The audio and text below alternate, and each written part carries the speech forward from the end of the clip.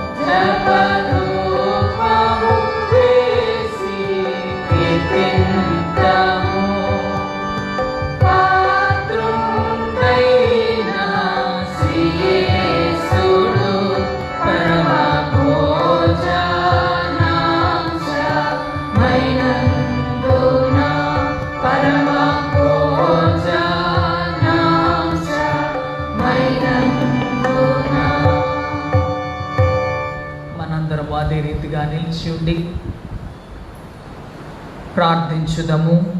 సర్వశక్తిగల దేవా, హృదయములనియు నీకు పట్టబయలే కోరికలనియు తెలిసేయున్నవి. ఏ రహస్యములను నీకు దాగి ఉండవు. మేము నిన్ను సంపూర్ణముగా ప్రేమించి నీ పరిశుద్ధ నామమును యుక్తముగా మహింపరచునట్లు నీ పరిశుద్ధాత్మావేశము చేత మా హృదయముల తలంపులను పవిత్రపరచుమని మా ప్రభువైన యేసుక్రీస్తు ద్వారా వేడుకొనుచున్నాము. ఆమేన్. సర్వోన్నతమైన స్థలములలో దేవునికి మహిమై ఆయనకి ఇష్టలైన మనుషులకు భూమి మీద సమాధానం కలుగును గాక. ఓ ప్రభువైన దేవా, పరలోకపు రాజా, సర్వశక్తి గల తండ్రి అయిన దేవా, నిన్ను స్తుతించుచున్నాం, నిన్ను కొనియాడుచున్నాం, నిన్ను ఆరాధించుచున్నాం, నిన్ను మహిమపరచుచున్నాం. నీ మహిమాతిశయమును గురించి నీకు కృతజ్ఞతాస్తుతులు చెల్లించుచున్నాం. అద్వితీయ కుమారుడు ఓ ప్రభు అయిన యేసు క్రీస్తు, ఓ ప్రభు అయిన దేవా, తండ్రి యొక్క కుమారుడా, లోక పాపమును మోసుకొని పోవు దేవుని గొర్రెపిల్ల, మమ్మును కరుణింపు. లోక పాపమును మోసుకొని పోవువాడా, మా ప్రార్థనను అంగీకరించు. తండ్రి అయిన దేవుని కుడి చేతి వైపున కూర్చొని ఉండువాడా, మమ్మును కనికరించు. నీవే పరిశుద్ధుడవు, నీవే ప్రభుడవు. ఓ యేసు క్రీస్తు, నీవే పరిశుద్ధాత్మతో తండ్రి అయిన దేవుని మహిమయందు సర్వోన్నతుడివై ఉన్నావు. ఆమేన్.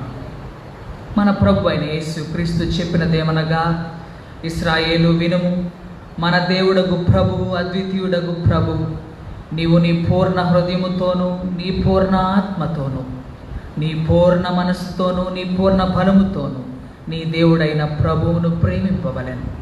ఇది మొదటి ఆజ్ఞ. నిన్ను వలె నీ పొరుగువారిని ప్రేమింపవలెనను రెండవ ఆజ్ఞయు దాని వంటిదే. వీటికంటే ముఖ్యమైన ఆజ్ఞ మరేదియూ లేదు. ఈ రెండు ఆజ్ఞలను ధర్మశాస్త్రం అంతటికి నీ ప్రవక్తలకు ఆధారములై ఉన్నవి.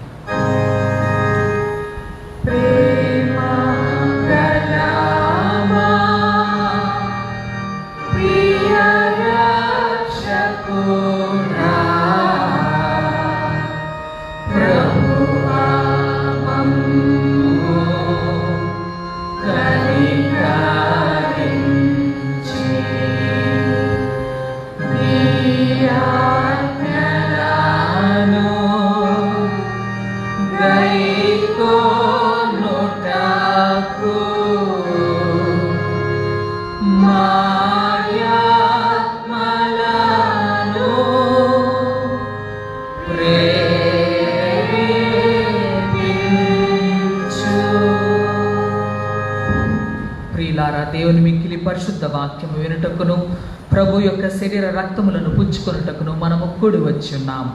కాబట్టి మోకాళ్ళు మౌనముగా మనలను మనం పరీక్షించుకొనొచ్చు. పశ్చాత్తాపముతోనూ విశ్వాసముతోనూ ఆయనను సమీపించినట్లు దేవుని కృపను వెదకుదాం.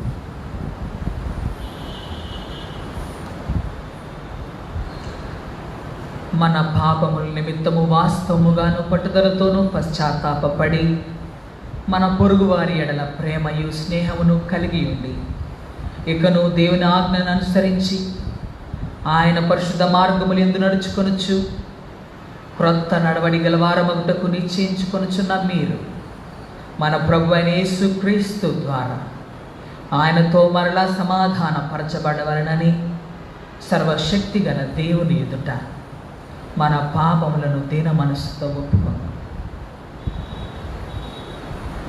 అందరము కలిసి ఒప్పుకుందాము. పరలోకపు తండ్రి, నీకును మా పొరుగు వారికి విరోధముగా పాపము చేస్తామని ఒప్పుకొనుచున్నాం. వెలుగులో గాక చీకటిలో నడిచితిమి. క్రీస్తు నామమును పలికియు దుష్టత్వము నుండి తొలగుకుంటేమి. మమ్మను కనికరించుమని నిన్ను బ్రతిమాలుకొనుచున్నాం. యేసు క్రీస్తు నిమిత్తము మా పాపములన్నింటినీ క్షమింపు. నీ పరిశుద్ధాత్మ చేత మమ్మను శుద్ధీకరించు. మా మనస్సాక్షిని జీవింపచేయము. నీ పరిశుద్ధ నామమునకు మహిమ కలుగునట్లు మేము ఇతరులను హృదయపూర్వకముగా క్షమించి ఇప్పటి నుండి క్రొత్త నడవడి గల వారమై నిన్ను సేవించుటకు శక్తిని అనుగ్రహించుము. ఆమేన్. యేసు క్రీస్తు ద్వారా తన యొద్దకు నిజముగా మళ్ళు వారందరికీ నీ దేవుడు అనుగ్రహించు కృపా వాక్యము వినుడి. ప్రయాసపడి భారం మోసుకొనుచున్న సమస్త జనులారా, నా యొద్దకు రండి, నేను మీకు విశ్రాంతి కలుగజేతును.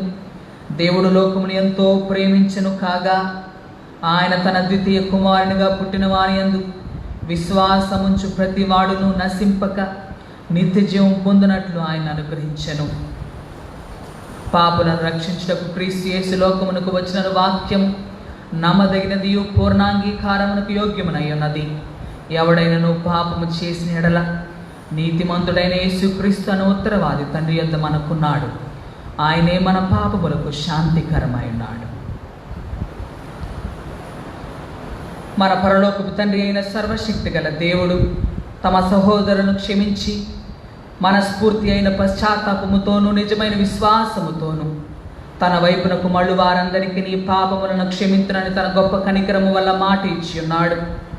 ఆయన మన ప్రభు అయిన యేసుక్రీస్తు నిమిత్తం మిమ్మును కనికరించి మీ పాపములన్నిటినీ క్షమించి వాటి నుండి మిమ్మల్ని విడుదల చేసి సమస్త సద్గుణముల యందును మిమ్మల్ని స్థిరపరిచి బలపరిచి నిత్య జీవమునకు తీసుకుని వెళ్ళును గాక.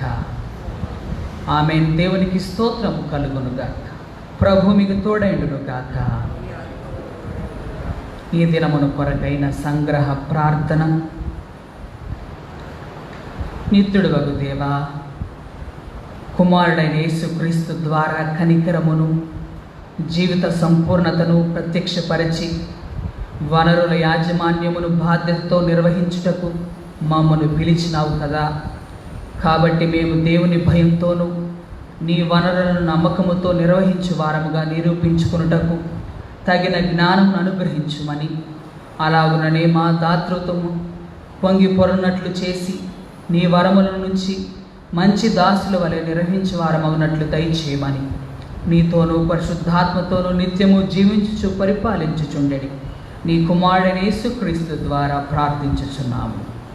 ఆమేన్. దయచేసి కూర్చునండి. దేవుని వాక్య పరిచర్య జరుగు.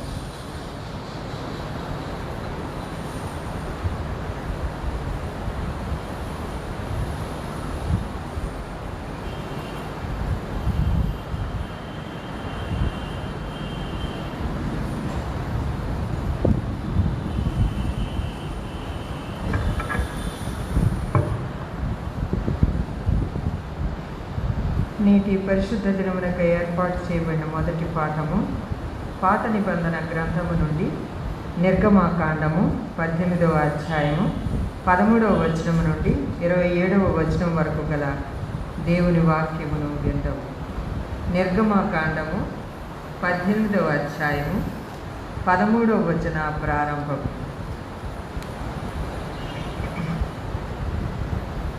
మరునాడు మోషే ప్రజలకు న్యాయం తీర్చుటకు కూర్చుండగా ఉదయము మొదలుకొని సాయంకాలము వరకు ప్రజలు మోషే యొద్ద నిలిచి ఉండిరి.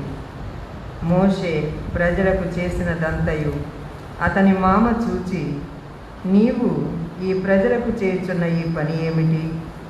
ఉదయము మొదలుకొని సాయంకాలము వరకు నీవు మాత్రము కూర్చుండగా ప్రజలందరూ నీ యొద్ద నిలిచి ఉండనేలా అని అడుగగా, మోషే, దేవుని తీర్పు తెలుసుకొనుటకు ప్రజలు నా యొద్దకు వచ్చెదరు.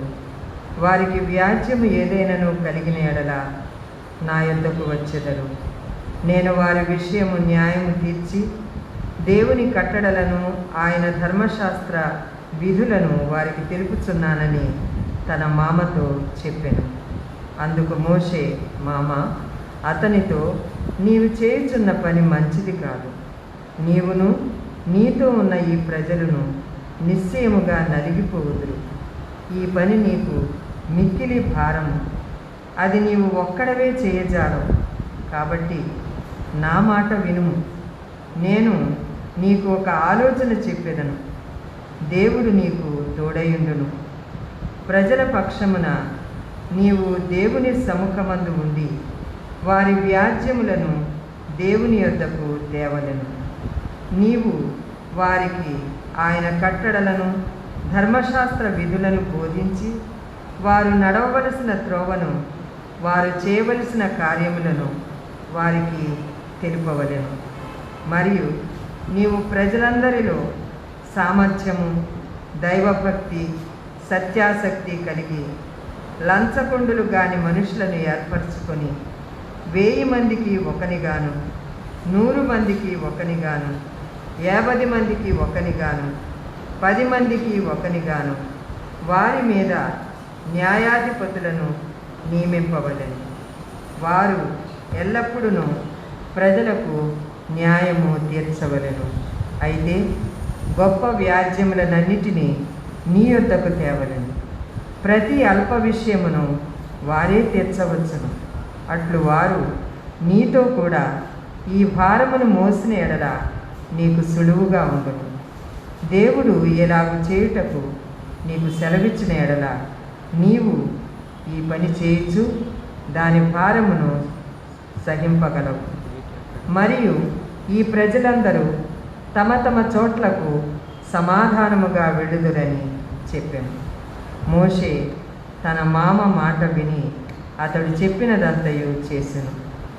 ఇశ్రాయేలీయులందరిలో సామర్థ్యము గల మనుషులను ఏర్పరచుకొని 1000 మందికి ఒకనిగాను 100 మందికి ఒకనిగాను 50 మందికి ఒకనిగాను 10 మందికి ఒకనిగాను న్యాయాధిపతులను ఏర్పాటు చేసి వారిని ప్రజల మీద ప్రధానులనుగా నియమించెను. వారు ఎల్లప్పుడూ ప్రజలకు న్యాయము తీర్చువారు. వారు కఠిన వ్యాజ్యములను మోషే యొద్దకు తెచ్చుచు స్వల్ప వ్యాజ్యములను తామే తీర్చుచూ వచ్చిరి. తరువాత మోషే తన మామను పంపివేయగా అతడు తన స్వదేశమునకు వెళ్ళెను. ఈ మట్టునకు మొదటి పాఠము సరి.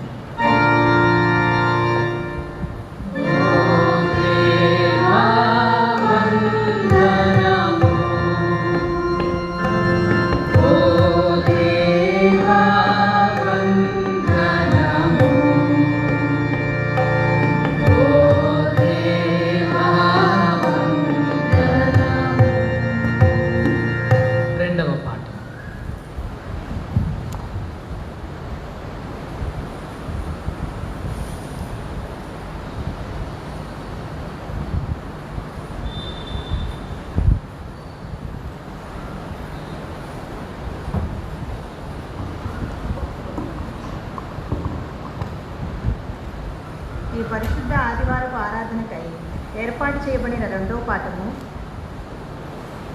అపోస్తలుడైన పౌలు కొరింథీయులకు రాసిన 2వ పత్రిక 8వ అధ్యాయము 1 నుంచి 15వ వచనం వరకు. మొదటి వచనం ప్రారంభము. సహోదరులారా, మాసిదోనియా సంఘమునకు అనుగ్రహింపబడి ఉన్న దేవుని కృపను గూర్చి మీకు తెలియజేయుచున్నాను. ఎలాగనగా వారు బహు శ్రమ వలన పరీక్షింపబడగా అత్యధికముగా సంతోషించురి. మరియు వారు నిరుపేదలైనను వారి దాతృత్వము బహుగా విస్తరించెను. ఈ కృప విషయంలోనూ పరిశుద్ధుల కొరకైన పరిచర్యలో పాలుపొందు విషయంలోనూ మనఃపూర్వకముగా మమ్మల్ని వేడుకొనుచు వారు తమ సామర్థ్యము కొలదియే గాక సామర్థ్యము కంటే ఎక్కువగాను తమంతట తామే ఇచ్చిరని మీకు సాక్ష్యం ఇచ్చుచున్నాను. ఇదియు గాక మొదట ప్రభువునకును దేవుని చిత్తం వలన మాకును తమను తామే అప్పగించుకుని ఇంతగా చేయదురని మేము అనుకొనలేదు. కావున తీతు ఈ కృపను ఎలాగూ పూర్వం మొదలుపెట్టెనో అలాగున దానిని మీలో సంపూర్ణం చేయమని మేము అతని వేడుకొంటిమి. ప్రతి విషయములో అనగా విశ్వాసమందును ఉపదేశమందును జ్ఞానమందును సమస్త జాగ్రత్త యందును మీకు మా ఎడలనున్న ప్రేమయందును ఎలాగూ అభివృద్ధి పొందుచున్నారో అలాగే మీరు ఈ కృపయందు కూడా అభివృద్ధి పొందినట్లు చూచుకొనుడి. ఆజ్ఞపూర్వకముగా మీతో చెప్పుటలేదు, ఇతరుల జాగ్రత్తను మీకు చూపుట చేత మీ ప్రేమ ఎంత యథార్థమైనదో పరీక్షింపవలనని చెప్పుచున్నాను. మీరు మన ప్రభు అయిన యేసుక్రీస్తు కృపను ఎరుగుదురు కదా. ఆయన ధనవంతుడై ఉండియు మీరు తన దారిద్ర్యం వలన ధనవంతులు కావాలనని మీ నిమిత్తము దరిద్రుడాయను. ఇందుని గూర్చి నా తాత్పర్యం చెప్పుచున్నాను. సంవత్సరము క్రిందటనే ఈ కార్యము చేయుటయందే గాక చేయ తలపెట్టుట యందు కూడా మొదటివారై ఉండిన మీకు మేలు. కావున తలపెట్టుటకు సిద్ధమైన మనస్సు మీలో ఎలాగూ కలిగినో అలాగే మీ కలిమి కొలది సంపూర్తి అగునట్లు మీరు ఆ కార్యమును ఇప్పుడు నెరవేర్చుడి. మొదట ఒకడు సిద్ధమైన మనస్సు కలిగి ఉంటే శక్తికి మించి కాదు కానీ కలిమి కొలదియే ఇచ్చినది ప్రీతికరమగును.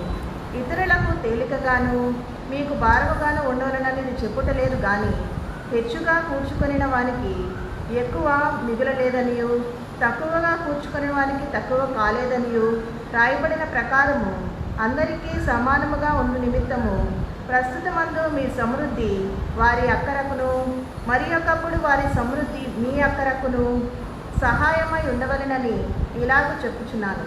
ఇంతటితో రెండో పాట.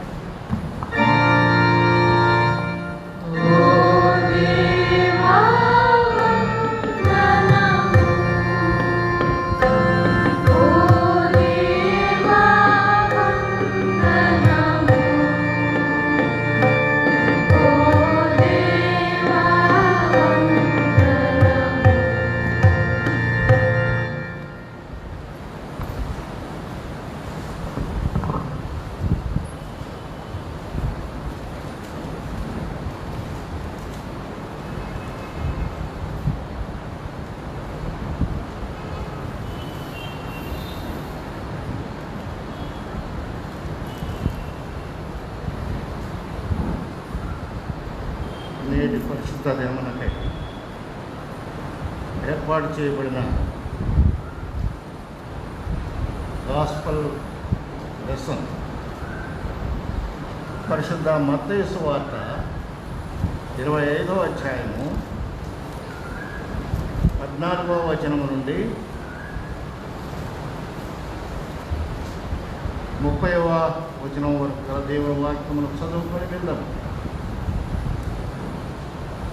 పరిశుద్ధ మత్తయి సువార్త 25వ అధ్యాయము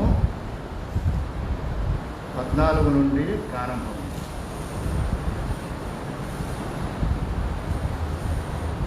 బ్రాకెట్లో పరలోక రాజ్యం.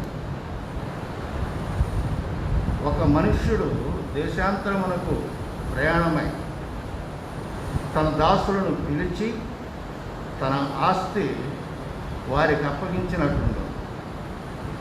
అతడు ఒకనికి 5 తలాంతులను, ఒకనికి 2, ఒకనికి 1 ఎవరి సామర్థ్యము చొప్పున వానికిచ్చి వెంటనే దేశాంతరము పోయాడు. 5 తలాంతులు తీసుకున్న వాడు వెళ్ళి వాటితో వ్యాపారం చేసి మరి 5 తలాంతులు సంపాదించాడు. అలాగుననే 2 తీసుకున్న వాడు మరి 2 సంపాదించాడు. అయితే 1 తలాంతు తీసుకున్న వాడు వెళ్ళి భూమి త్రవ్వి తన యజమానుని సొమ్ము దాచిపెట్టాడు.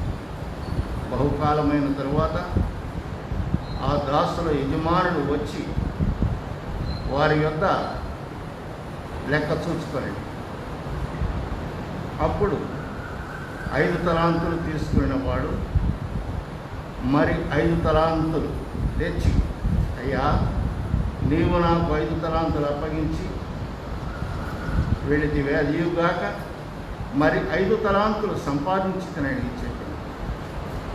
అతని యజమానుడు, అక్కడ నమ్మకమైన మంచి దాసు, నీవు ఈ కొంచెములో నమ్మకముగా ఉంటుంది, నిన్ను అనేకమైన వాటి మీద నియమించదు. నీ యజమానుడి సంతోషములో పాలు పొందమని అతనితో చెప్పాడు. అలాగే 2 తలాంతులు తీసుకున్న వాడు వచ్చి, అయ్యా, నీవు నాకు 2 తలాంతులు అప్పగించితివే, అవియుగాక మరి 2 తలాంతులు సంపాదించుతనని చెప్పాను.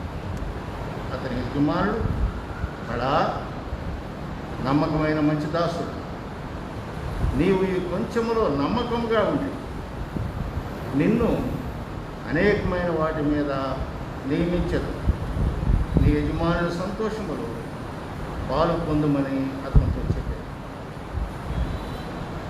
తరువాత 1 తలాంతు తీసుకున్న వాడు వచ్చి, అయ్యా, నీవు విత్తన చోట పోయి వాడవును, చల్లని చోట పంట కూర్చుకుని వాడవునై ఉన్నా కఠినుడు అని నేను ఎరుగుదు. కనుక నేను భయపడి వెళ్ళి నీ తలాంతును భూమిలో దాచిపెట్టి తిని, ఇదిగో నీది నీవు తీసుకొనమని చెప్పాను. అందుకు అతని యజమానుడు వారిని చూచి, సోమరివైన చెడ్డదాసుడా, నేను విత్తని చోట కోయివాడను, చల్లని చోట పంట కూర్చుకుని వాడను అని నీవు ఎరుగుదువా? అట్లయితే నీవు నా సొమ్ము సాహుకారుల యొద్ద ఉంచవలసి ఉండేది. నేను వచ్చి వడ్డీతో కూడా నా సొమ్ము తీసుకుని ఉందని అతనితో చెప్పి ఆ తలాంతును వాని యొద్ద నుండి తీసివేసి 10 తలాంతులు గల వానికి ఇయుడి. కలిగిన ప్రతివానికి ఇయ్యబడను, అతనికి సమృద్ధి కలుగు. లేని వాని యొద్ద నుండి వానికి కలిగినది తీసివేయబడు. మరి పనికి మారిన ఆ దాసును వెలుపటి చీకటిలోనికి త్రోసివేయుడు. అక్కడ ఏడ్పును పండ్లు కొరుకుటయు ఉండునని. ఇంతవరకు సువార్త పాట.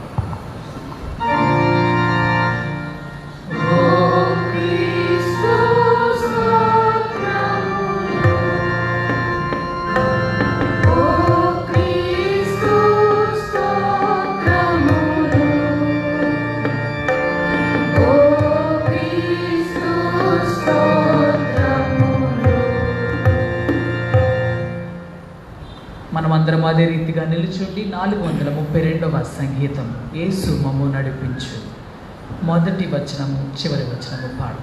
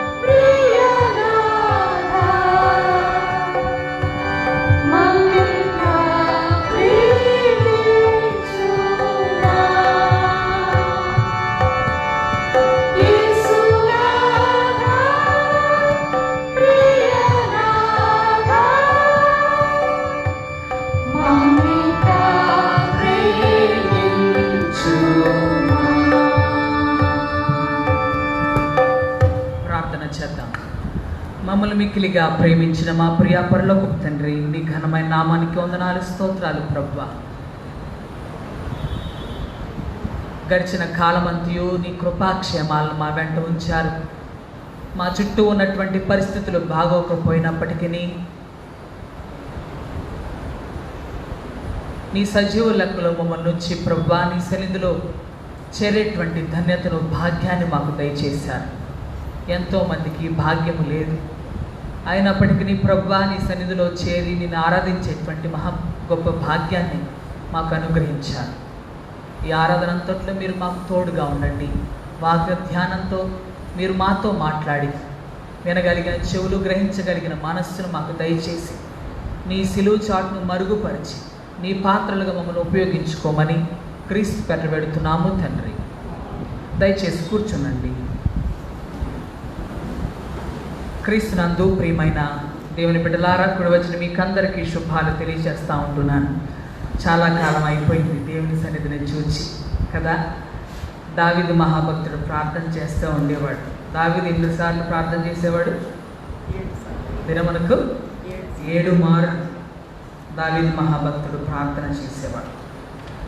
దేవుని సన్నిధిలో ప్రార్థించేటువంటి అవకాశం మనకు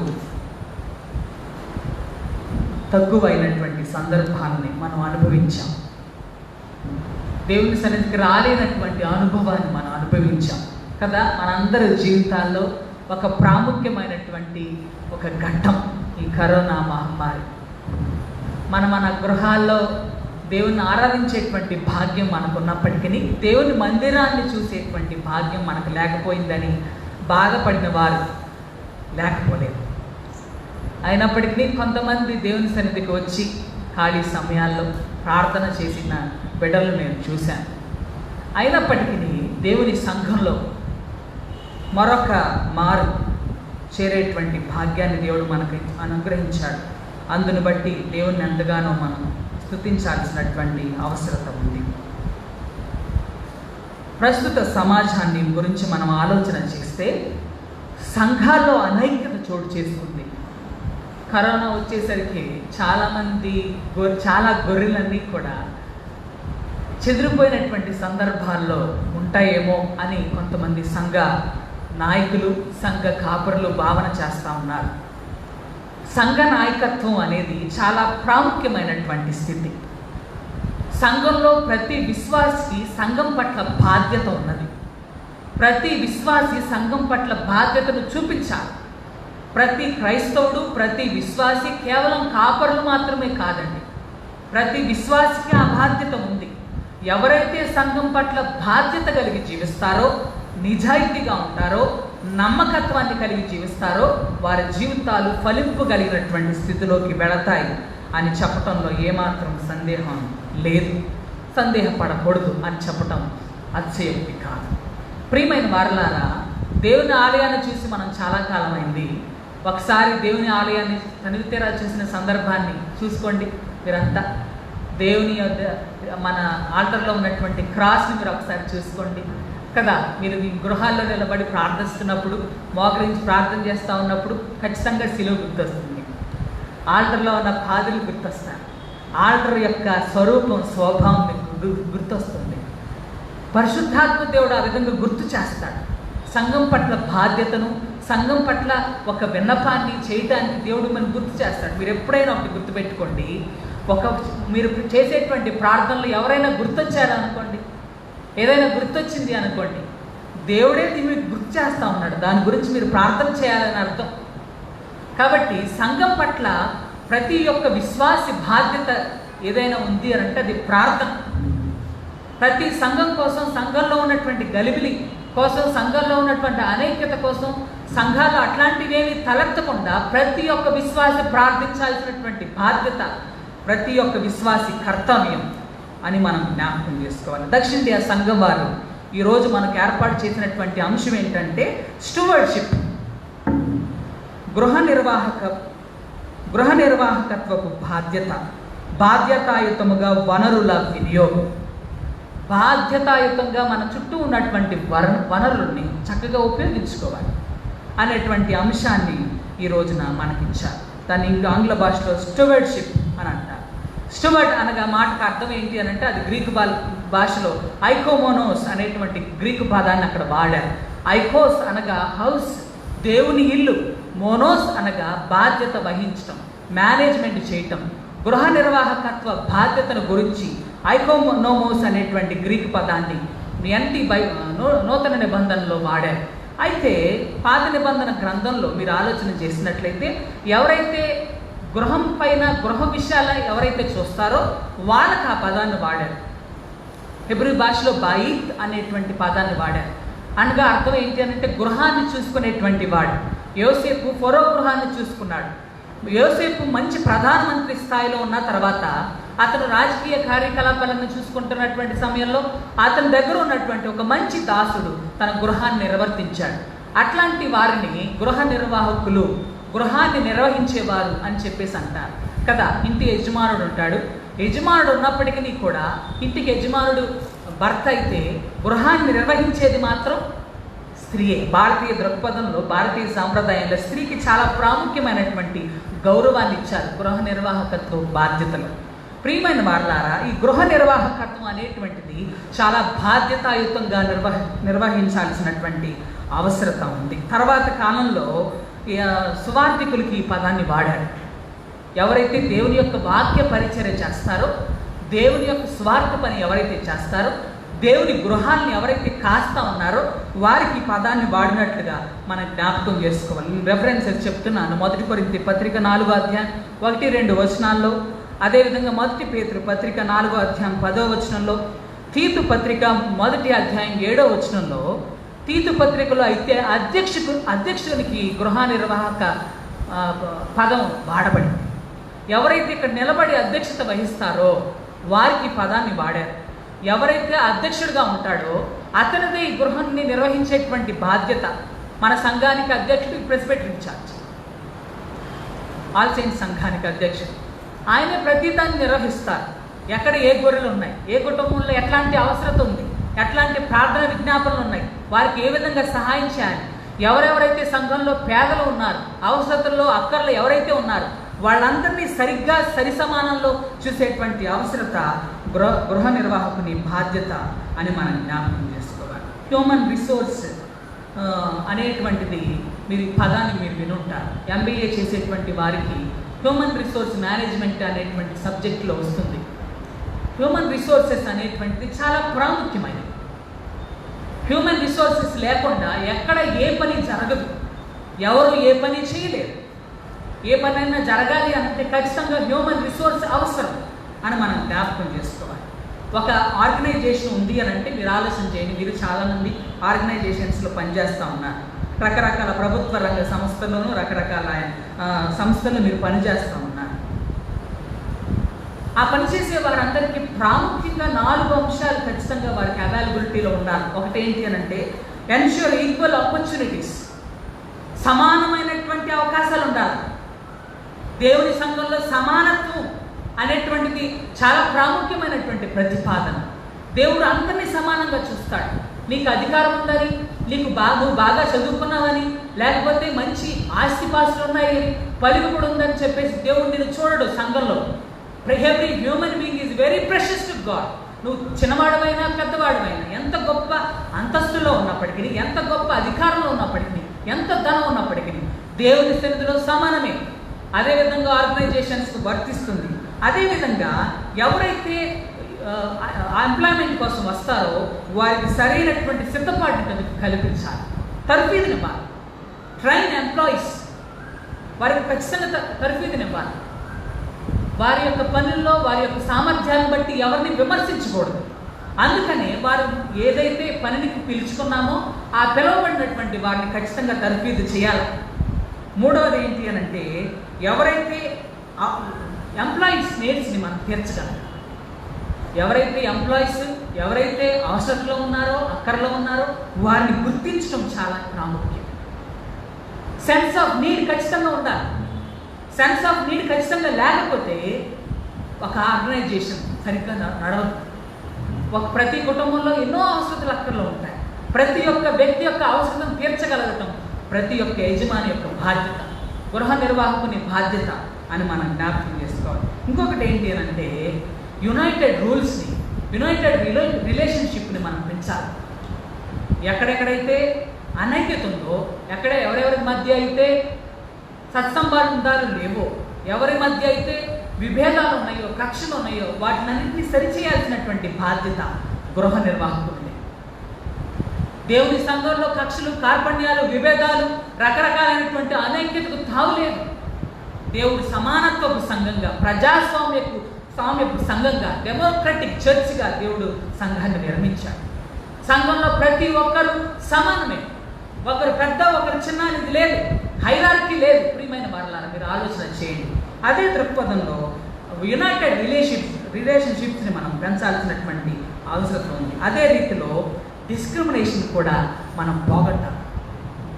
పేదవారని, ధనికులని, తక్కువ వారని, పెద్దవారని, చిన్నవారని పెనవారని ఎట్లాంటి డిస్క్రిమినేషన్ లేదు, హైరార్కీ లేదు. దేవుని ఎదుట అందరూ సమానమే అని మనం జ్ఞాపకం చేసుకోవాలి. క్రైస్తవ సంఘం దేవుని యొక్క గృహం. అందులో ఉన్నటువంటి ప్రతి ఒక్క విశ్వాసి, సంఘ కాపరి, ప్రతి ఒక్కరూ కూడా గృహ నిర్వాహకస్తులే. ప్రతి ఒక్కరికి గృహ నిర్వాహకత్వ బాధ్యత అనేది ఉంది.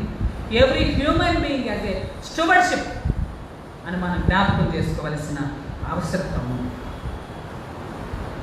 మన చుట్టూ చాలా వనరులు ఉంటాయి. ప్రతి ఒక్క వ్యక్తికి ఒక బాధ్యత ఉంటుంది కదా. దేవుడు ప్రతి ఒక్కరికి రకరకాలైనటువంటి తలాంతులు ఇస్తాడు. ఒకరు పాటలు పాడేవారు, ఒకరు తర్ఫీదు చేసేవారు, ట్రైనప్ చేసేవారు, కొంతమందికి ఉపదేశించేవారు చిన్నపిల్లలకి, కొంతమందికి చిన్నపిల్లలకి చెప్పేటువంటి వరాలు, లేకపోతే సమస్య ఏదైతే ఉందో దాన్ని సరిచేసేటువంటి వరం. ప్రతి ఒక్కరికి ఒక యూనిక్ ఎబిలిటీ ఉంటుంది. ప్రతి ఒక్కరికి ఒక నిర్దిష్టమైనటువంటి స్వభావం, నిర్దిష్టమైనటువంటి తలాంతు ఉంటుంది. చాలామంది ఏం చేస్తారు అంటే, వాడు అట్లా చేయలేడండి, మీరు అట్లా చేయలేరండి, వాళ్ళకి అది రాదండి అని చెప్పేసి విమర్శిస్తూ ఉంటారు. అది చాలా తప్పు. దేవుడికి ఒకటి ఇచ్చాడు, వేరే వాడికి నీకు వేరేది ఇస్తాడు. అన్నీ నీకు ఇవ్వాలన్నటువంటి రూల్ ఏం లేదు. దేవుడు నువ్వు ప్రశ్నించలేదు. కుమ్మరివాడు కొండ చేసి సారిపై పెట్టిన తర్వాత ఒక కొండ లేచి, కుమ్మరివాడ నన్ను ఎందుకు ఇట్లా చేశావు, నిన్ను చేస్తాను కూర్చొని అని అంటే ఎలా ఉంటుంది? మీరు ఆలోచించేయండి. ఖచ్చితంగా కుమ్మరివాడిని ప్రశ్నించే హక్కు కొండకి లేదు. ప్రియమైన వాళ్ళ మనది కూడా అదే పరిస్థితి. దేవుడు నీకు ఎట్లాంటి తలాంతి ఇచ్చాడో ఆ తలాంతిని వెరీ ప్రెషస్గా చూడవలసినటువంటి అవసరం నీకుంది. దాన్ని ఆధిక్యతగా భావించాలి. చూడండి, అసూయ అనేటువంటి పదానికి అర్థం ఏంటో తెలుసా? అసూయ అనేటువంటి మాటకు అర్థం ఏంటో తెలుసా? అతనికి ఉంది నాకు లేదే, వాళ్ళకు ఉంది నేను చేయలేకపోతున్నాను అని ఈర్ష్యపడటం, అసూయపడటం. వాళ్ళ మీద ప్రేమ ఉన్నప్పటికీ కూడా వారు ఎదుగుతుంటే వారిని చిన్నచూపు చూడటం, అది అసూయ. వారి కొన్నది నాకు లేదే అని బాధపడటం అసూయ అంటే, జలసీ అంటే. చాలామందికి అర్థం తెలియదు. అసూయ మనకు అర్థమైపోతుంది తెలుసా? మన హృదయంలో ఉన్నటువంటి అసూయని ప్రభువా నాకు గుర్తు చేయి అని చెప్పేసి మీరు ప్రార్థన చేయండి, ఖచ్చితంగా దేవుడు బయలుపరుస్తాడు మీలో ఉన్నటువంటి అసూయని, ద్వేషాన్ని.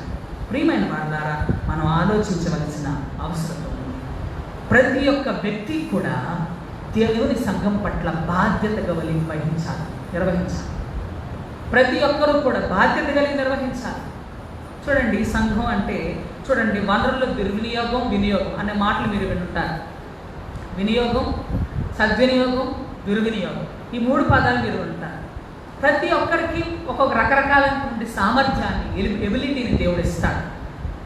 దాన్ని కొంతమంది వాడుకుంటే కొంతమంది దుర్వినియోగం చేస్తారు, కొంతమంది అసలు వాడనే వాడు. సద్వినియోగం చేసుకోరు కొంతమంది ఏమో దుర్వినియోగం చేస్తారు.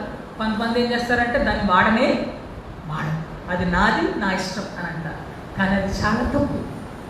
తర్వాత వాక్య భాగాల్లో మనం చూస్తాం. వనరుల వినియోగం, దుర్వినియోగం మధ్య ప్రతి విశ్వాసికి ఉండాల్సింది ఏంటి అని అంటే రెస్పాన్సిబిలిటీ వస్తుంది.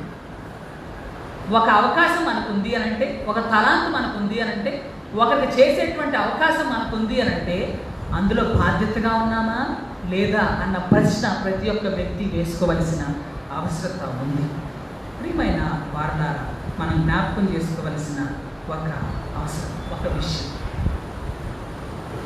జాన్ ఎస్ కెనడీ అని అన్నాడు, ఒక మాట అన్నాడు. ఏంటి అంటే, ప్రతి ఒక్క వ్యక్తికి అతనికి ఉన్నటువంటి మేధాశక్తి, అతనికి ఉన్నటువంటి మైండ్ స్టేటస్, ప్రతి ఒక్క వ్యక్తిలో ఉన్నటువంటి మేధాశక్తి, ఆలోచన, జ్ఞానం దేవుడిచ్చినటువంటి వరం. అది లేకపోతే ఏ విశ్వాసి, ఏ జీవి ఈ లోకంలో బ్రతకలేదు. మనకున్నటువంటి human resource, major human resource ఏంటి అని అంటే మనకున్నటువంటి మెదడు, మనకున్నటువంటి మేధాశక్తి. ప్రతి ఒక్కరికి దేవుడు ఇచ్చినటువంటి గొప్ప వరం, గొప్ప ఎబిలిటీ, మేజర్ డెవలప్మెంట్ స్కిల్ అన్నమాట కదా. మనిషి మైండ్ లేకుండా ఈ లోకల్లో ఏది రాలేదు. మనకు చుట్టూ ఉన్న సెల్ ఫోన్స్ కానీ, ట్యాబ్లెట్స్ కానీ, కంప్యూటర్స్ కానీ, విమానాలు కానీ, రైళ్ళు కానీ, ఏవి అయినప్పటికీ అది మనిషి యొక్క దేవుడిచ్చిన జ్ఞానాన్ని బట్టి మనిషి మేధాశక్తి నుంచి వచ్చినాయి కదా. మనిషి తన మేధాశక్తిని ఉపయోగించుకోవటం ద్వారా దేవుడిని మహింపరిచాడు. మనిషికి ఉన్నటువంటి మేజర్ రిసోర్స్ ఏంటి అని అంటే మైండ్. ఆలోచన పరిజ్ఞానం, మేధాశక్తి ప్రతి ఒక్కరికి ఉన్నటువంటి ఒక మేజర్ హ్యూమన్ రిసోర్స్ అని మనం జ్ఞాపకం చేసుకోవాలి. ప్రియమైన వారలారా, భారతదేశంలో ఎక్కువ జనాభా ఉన్నారు కదా. మనకు చైనాతో చాలా మంది జనాభా కలిగినటువంటి దేశాలతో పోటీ పడుతుంది భారతదేశం. అందరూ అన్నీ కనిపెడుతున్నారు, కానీ భారతదేశం ప్రజలు ఏం కనిపెట్టలేకపోతా ఉన్నారు, పిల్లలు మాత్రం కనిపెడుతున్నారు అన్న నానుడి ఉంది. మనకున్నటువంటి జనాభానే ఒక గొప్ప రిసోర్స్, ఒక గొప్ప human resource. Every human being as a human resource. ప్రియమైన వాళ్ళ మీరు ఆలోచించేయండి, నువ్వే ఒక రిసోర్స్. ఈ ప్రపంచానికి నిన్ను సృష్టించి నిన్ను పంపించి దేవుడు ఒక రిసోర్స్గా పెట్టాడు, ఒక ఆస్తిగా ఇచ్చాడు, ఒక తలాంతుగా ఇచ్చాడు. ఎవరి హ్యూమన్ బీయింగ్ యాజ్ ఎ తలాంత్. ప్రియమైన వాళ్ళ మీరు ఆలోచించేయండి, ప్రతి ఒక్క వ్యక్తి కూడా ఒక తలాంతు కలిగిన వాడు. ఈ ప్రపంచానికి నిన్ను దేవుడు ఒక తలాంతుగా ఇచ్చాడు కదా. ఒక పని జరిగించాలి అని అంటే హ్యూమన్ రిసోర్స్ ఖచ్చితంగా అవసరం. ఒకే వ్యక్తి ఎన్ని పనులను చేయగలడు? మీరు ఆలోచన చేయండి. చాలా ఇంట్రడక్షన్ బాగా ఎక్కువ చెప్తున్నాను. ఒకే వ్యక్తి ఎన్ని పనులను చేయగలడు? 4 వ్యక్తులైతే ఒక పనిని చాలా సులువుగా చేస్తారు. 18వ శతాబ్దంలో విప్లవం వచ్చింది, టెక్నాలజీ బాగా డెవలప్ అయింది కదా. 18వ శతాబ్దంలో సాంకేతికరణ టెక్నాలజీ బాగా డెవలప్ అయింది, పారిశ్రామిక విప్లవం బాగా డెవలప్ అయింది, పరిశ్రమలు స్టార్ట్ చేశారు. దాంట్లో మేజర్ రిసోర్స్ ఏంటి అని అంటే హ్యూమన్ రిసోర్స్. మనుషులు లేకుండా అక్కడ వర్క్ జరగదు. ఇప్పుడు చాలా యంత్రాలు వచ్చేసాయి, సాంకేతికత బాగా పెరిగిపోయింది. కనీసం ఇదివరకు పాత పోయడానికి కూడా మనుషులే వెళ్ళేవారు, ఇప్పుడు పాతలు కూడా పోయిట్లా, మిషన్లే వచ్చి చేస్తారు. మనిషికి పని తగ్గిపోయింది. చాలామంది సర్వే చేసి ఇండియా మీద ఏమన్నారు అని అంటే భారతదేశ జనాభాయే భారతదేశానికి ఉన్నటువంటి గొప్ప మేజర్ రిసోర్స్, దాన్ని సరిగ్గా ఉపయోగించుకోవటం లేదు. 1993లో మన్మోహన్ సింగ్ వచ్చిన తర్వాత ప్రైవేటీకరణ స్టార్ట్ చేశాడు కదా. ప్రైవేట్ సంస్థలకు ఎక్కువ ఆధిపత్యాన్ని, అధికారాన్ని, అవకాశాన్ని ఇచ్చాడు. ఎప్పుడైతే ప్రైవేట్ సంస్థలకు ఎక్కువ అధికారాన్ని, ప్రయారిటీని ఇచ్చాడో వాళ్ళు ఏం చేశారంటే టెక్నాలజీని దిగుమతి చేసుకున్నారు. టెక్నాలజీని దిగుమతి చేసుకున్న తర్వాత చాలామందికి ఎంప్లాయ్మెంట్ వచ్చింది. టెక్నాలజీ డెవలప్మెంట్స్ వాళ్ళు నేర్చుకున్నారు. చూడండి, మన చిన్న ఇంట్లో ఉన్న చిన్నపిల్లవాడికి సైతం ఇలా టచ్ చేసి ఫోన్ డీల్ చేస్తారు. అంత టెక్నాలజీ ఎక్కడి నుంచి డెవలప్ అయింది? ప్రైవేటీకరణ ద్వారానే స్టార్ట్ అయింది. కానీ ప్రైవేటీకరణలో ఈ హ్యూమన్ రిసోర్స్ని అడ్డుకుంటున్నటువంటి మేజర్ ప్రాబ్లం ఇండియాలో ఏంటి అని అంటే అది కాస్ట్. చాలామందికి ఎబిలిటీస్ ఉంటాయి, చాలామందికి తలాంతులు ఉంటాయి, కానీ వాళ్ళు అగ్రవర్ణం వాళ్ళైతే వాళ్ళు ఆకాశానికి ఎత్తేస్తారు, ఖేల్ రత్న అవార్డులు ఇస్తారు, రకరకాలైనటువంటి భారతరత్న, రకరకాలైనటువంటి పద్మవిభూషణలు ఇచ్చేస్తారు. అదే దళితులు కానీ లేకపోతే తక్కువ స్థాయి కలిగిన వాళ్ళు కానీ ఎవరైనా మంచి స్థితిలోకి ఎదుగుతున్నారు అని అంటే అది వాళ్ళని చూపించిన కూడా చూపించు. హ్యూమన్ రిసోర్స్ డెవలప్మెంట్ని అణచివేసేటువంటి క్రమంలో ఇండియన్ కాస్ట్ సిస్టమ్ అనేది చాలా మేజర్ ప్రాబ్లం. వీళ్ళు చాలామంది యువత ఉన్నారు, అందుకని చెప్తున్నారు. ప్రియమైన వాళ్ళ వీరందరికీ చంపపెట్టుగా హ్యూమన్ రిసోర్స్ని లోకానికి అందించింది ఏదైనా ఉంది అని అంటే అది బైబిల్ మాత్రమే. చూడండి, చదవబడినటువంటి మొదటి పాఠ్య భాగాన్ని మీరు జ్ఞాపకం చేసుకుంటే నిర్గమాకాండం 18వ అధ్యాయం 13వ వచనాన్ని మీరు చూస్తే అక్కడ మోషే గారి గురించి అక్కడ రాయబడి ఉంది. మోషే గారు ప్రజలకు తీర్పు ఇస్తూ ఉన్నాడు. మామే అయినటువంటి ఇత్రో అక్కడికి వెళ్ళడం జరిగింది. మోషే గారి భార్యని పిల్లల్ని తీసుకొని కుమార్తెను అప్పగించి రావడానికి వెళ్ళాడు మోషే మామగారు ఇత్రో గారు. బైబిల్ గ్రంథంలో ఉన్నటువంటి మహా గొప్ప హ్యూమన్ రిసోర్స్ డెవలపర్ ఇత్రో గారు. హ్యూమన్ రిసోర్స్ని గుర్తించినటువంటి, అదొక మేనేజ్మెంట్గా గుర్తించినటువంటి వాడు ఇత్రో గారు. అప్పటి వరకు ఒక సైంటిఫిక్ సిగ్నిఫికెన్స్ లేదండి, కానీ ఇత్రో ఒక సైంటిఫిక్ సిగ్నిఫికెన్స్ ఇస్తూ అక్కడ మోషేకి తర్ఫీదు ఇస్తూ ఉన్నాడు, మోషేతో మాట్లాడుతూ ఉన్నాడు. మీరు చూడండి, అక్కడ మీరు ఆలోచన చేసినట్లయితే ఉదయం నుంచి సాయంత్రం వరకు తీరుస్తూ ఉన్నాడు. మోషే ఒక్కడు మాత్రం కూర్చున్నాడు, మిగతా ప్రజలంతా ఎలా ఉన్నారు? నిలబడి మాత్రమే ఉన్నారు. నువ్వు చేసేది ఏంటి? వెంటనే క్వశ్చన్ చేసాడు ఇత్రో గారు. అది చాలా తప్పు కదా. ఒక వ్యక్తి ఎంత చిన్నవాడైనప్పటికీ, ఒక అధికారి దగ్గరకు వచ్చినప్పుడు ఎంత చిన్నవాడైనప్పటికీ, పెద్దవాడైనప్పటికీ, లేనివాడైనప్పటికీ, ఉన్నవాడైనప్పటికీ అతనికి కనీస బాధ్యతను వారి పట్ల మనం చూపించాలి, కనీస గౌరవాన్ని మనం ఇవ్వాలి. హ్యూమన్ రెస్పాన్సిబిలిటీ అది. ప్రతి ఒక్క వ్యక్తిని మనం గౌరవించాలి. అతను చిన్నవారైనా పెద్దవారైనా మన ఎదుటికి వచ్చినప్పుడు మనం గౌరవించాలి, కూర్చోమని చెప్పాలి. కానీ ఈ యొక్క పని భారం చాలా మితిమీరిపోయినటువంటిది. ఇతరు ప్రశ్నిస్తూ ఉన్నాడు, నువ్వు మాత్రమే కూర్చొని ఉన్నావు, ప్రజలందరూ నిలబడున్నారే, అది తప్పు కదా అని ప్రశ్నిస్తూ ఉన్నాడు.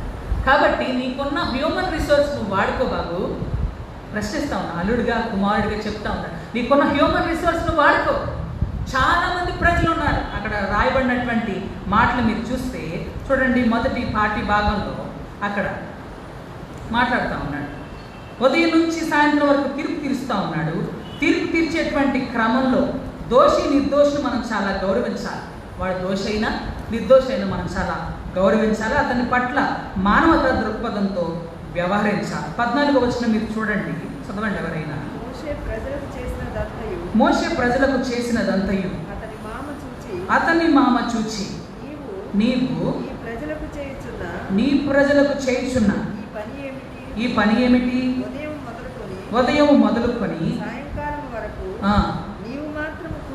నీవు మాత్రం కూర్చుండగా నిలిచి ఉండేలా ప్రశ్నిస్తూ ఉన్నాడు. వెంటనే మళ్ళీ 17వ వచనం మీరు చూడండి. అందుకు మోషే మామ అతనితో, నీవు చేయుచున్న పని మంచిది కాదు. చూడండి, చాలా ఖచ్చితంగా చెప్తున్నాడు. మోషే యెహోవాను ఎరిగినటువంటి వాడు అని పూర్తిగా మనం చెప్పలేము. కానీ అయినప్పటికీ మానవతా దృక్పథం పట్ల ఒక కనీస బాధ్యతను కలిగి ఉన్నాడు. మీరు చూడండి, మన చుట్టుపక్కల వాళ్ళు హైందవులు ఉంటారు, కొంతమంది ముస్లిమ్స్ ఉంటారు, కొంతమంది సిక్కులు ఉంటారు, అసలు మతం గురించి పట్టించుకొని నాస్తికులు ఉంటారు. అయినప్పటికీ మానవత పట్ల కనీస బాధ్యత కలిగిన వాళ్ళు చాలామంది ఉంటారు. హ్యూమన్ రైట్స్ గురించి ఎన్నో పోరాటాలు జరుగుతూ ఉన్నాయి. బాబు గోగునేని గురించి మీరు విన్నారు కదా, చాలా వీడియోస్ చూస్తూ ఉంటారు. అతను కేవలం మతాన్ని బట్టి కాకుండా మానవతను బట్టే ప్రయాసపడుతూ ఉంటాడు, హ్యూమన్ రైట్స్ కొరకే. అట్లాంటి వాడు చాలామంది ఉన్నారు. అందుకని మానవతా దృక్పథంతో మోషే గారి మామ మాట్లాడుతూ ఉన్నాడు. చూడండి, ఈ మాటను మనం జ్ఞాపకం 18వ వచనం మీరు చూడండి. అక్కడ ఏమంటా ఉన్నాడు అని అంటే, అది నీకు వారికి కూడా మంచిది కాదు. 18వ వచనం, నీవును నీతోనున్న ఈ ప్రజలను నిశ్చయముగా నలిగిపోతారు. ఒక యజమాని వర్క్ డిస్ట్రిబ్యూట్ చేయాలండి. ఒక నాయకుడు వర్క్ డిస్ట్రిబ్యూట్ చేయాలి. మన చుట్టూ ఉన్నటువంటి వర్గాన్ని, టీం వర్క్లో ఉన్నటువంటి బలం అదే. అతని టీమే అతనికి బలం. అందుకే సంఘం అంతా కూడా ప్రజాస్వామిక సమూహం. సంఘంలో కేవలం పాదిరి గారు వచ్చి నేను చెప్పిందే వేదనంతానికి లేదు. ఒక సంఘంలో డెసిషన్ తీసుకోవాలంటే మీరు ఎన్నుకున్నటువంటి ప్రజలంతా ఇక్కడ కూర్చోవాలి. ప్రజలు ఒప్పుకోకుండా, కమిటీ ఒప్పుకుండా పాస్టర్ గారు నిర్ణయం తీసుకోరు. కమిటీ ఒప్పుకున్న తర్వాత పాస్టర్ గారు నిర్ణయం తీసుకున్నారు అంటే అది 100% కరెక్ట్. ప్రియమైన వారులారా, అట్లాంటి బాధ్యత కలిగినటువంటి స్థితిని ఇక్కడ చూపిస్తూ ఉన్నాడు. ప్రజలు నలిగిపోతారు. అది అంత మాత్రమే కాదు, నువ్వు కూడా నలిగిపోతావు. ఉదయం నుంచి సాయంత్రం తిరిగి వచ్చారు కదా. అందుకే ఈ రోజుల్లో జడ్జెస్కి కూడా షిఫ్ట్లు ఉన్నాయి. చాలామంది వర్క్ షిఫ్ట్లు ఉన్నాయి. ప్రియమైన వారులారా, ఆ షిఫ్ట్లో కూడా బాధ్యతను జ్ఞాపకం చేస్తూ ఉన్నాడు. హ్యూమన్ రిసోర్స్ మేనేజ్మెంట్ని పరిచయం చేస్తూ ఉన్నాడు ఇత్రో గారు. పరిచయం చేసి ఇక్కడ మాట్లాడుతూ ఉన్నాడు, నువ్వు ఎంతమందిని నిర్వహించాలి, నియమించాలి. కింద వచనాల్లో మీరు చూడొచ్చు, ఇక్కడ మాట్లాడుతూ ఉన్నాడు. 1000 మందికి ఒకనిగాను, 100 మందికి ఒకనిగాను, 50 మందికి ఒకనిగాను, 10 మందికి ఒకనిగాను వారి మీద న్యాయాధిపతులను. మీరు చూడండి, న్యాయాధిపతుల సిస్టమ్ ఎక్కడి నుంచి స్టార్ట్ అయింది అని అంటే ఇక్కడ నుంచే స్టార్ట్. న్యాయాధిపతుల సిస్టము ఇత్రో గారు పరిచయం చేశాడు బైబిల్ గ్రంథం. అదే తర్వాత కాల న్యాయాధిపతుల గ్రంథం వరకు కూడా కొనసాగింది అని మీరు గుర్తుపెట్టుకోవాలి. ఇక్కడ మాట్లాడుతూ ఉన్నాడు, ఆ న్యాయాధిపతుల్ని 1000 మందికి ఒకరిని, 50 మందికి ఒకరిని, 100 మందికి ఒకరిని, 10 మందికి ఒకరిని ఎట్లాంటి వారు కావాలంటే చూడండి, అక్కడ లక్షణాలు రాయబడ్డాయి.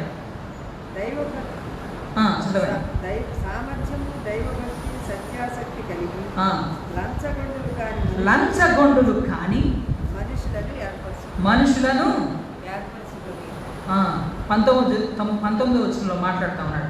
నేను నీకు ఒక ఆలోచన చెప్పేదను, దేవుడు నీకు తోడై ఉంటాడు.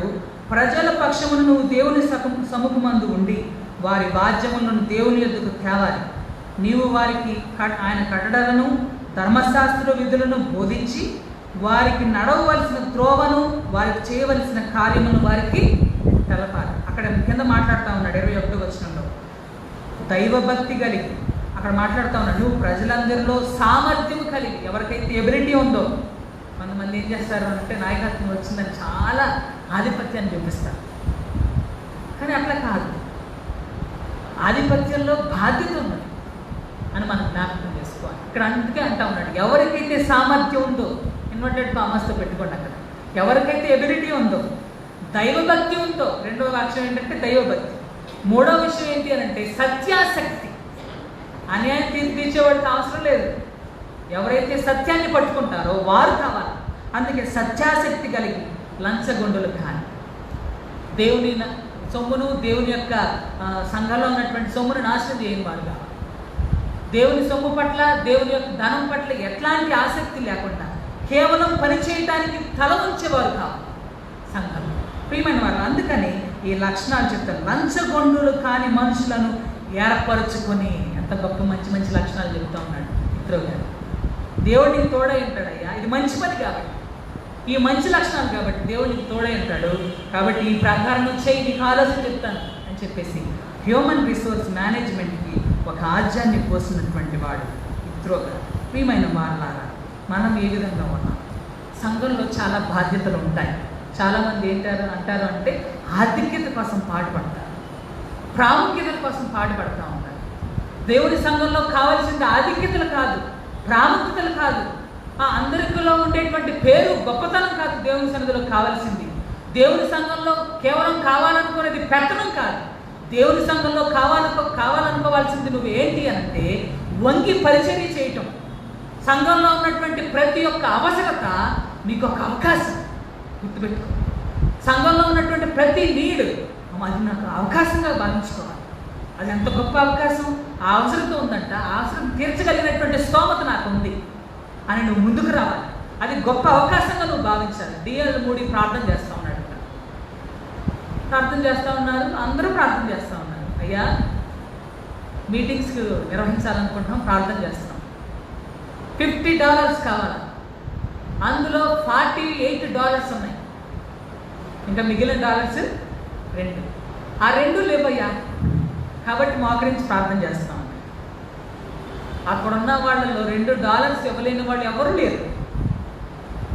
$2 వాటి కోసం మీరు ప్రార్థన చేస్తారా? ఇవ్వగలిగిన శక్తి నాకు దేవుడు ఇచ్చాడు, కాబట్టి నేను ఇచ్చేస్తానని ఇచ్చేసాను $2 డిఎల్ మూడిగా.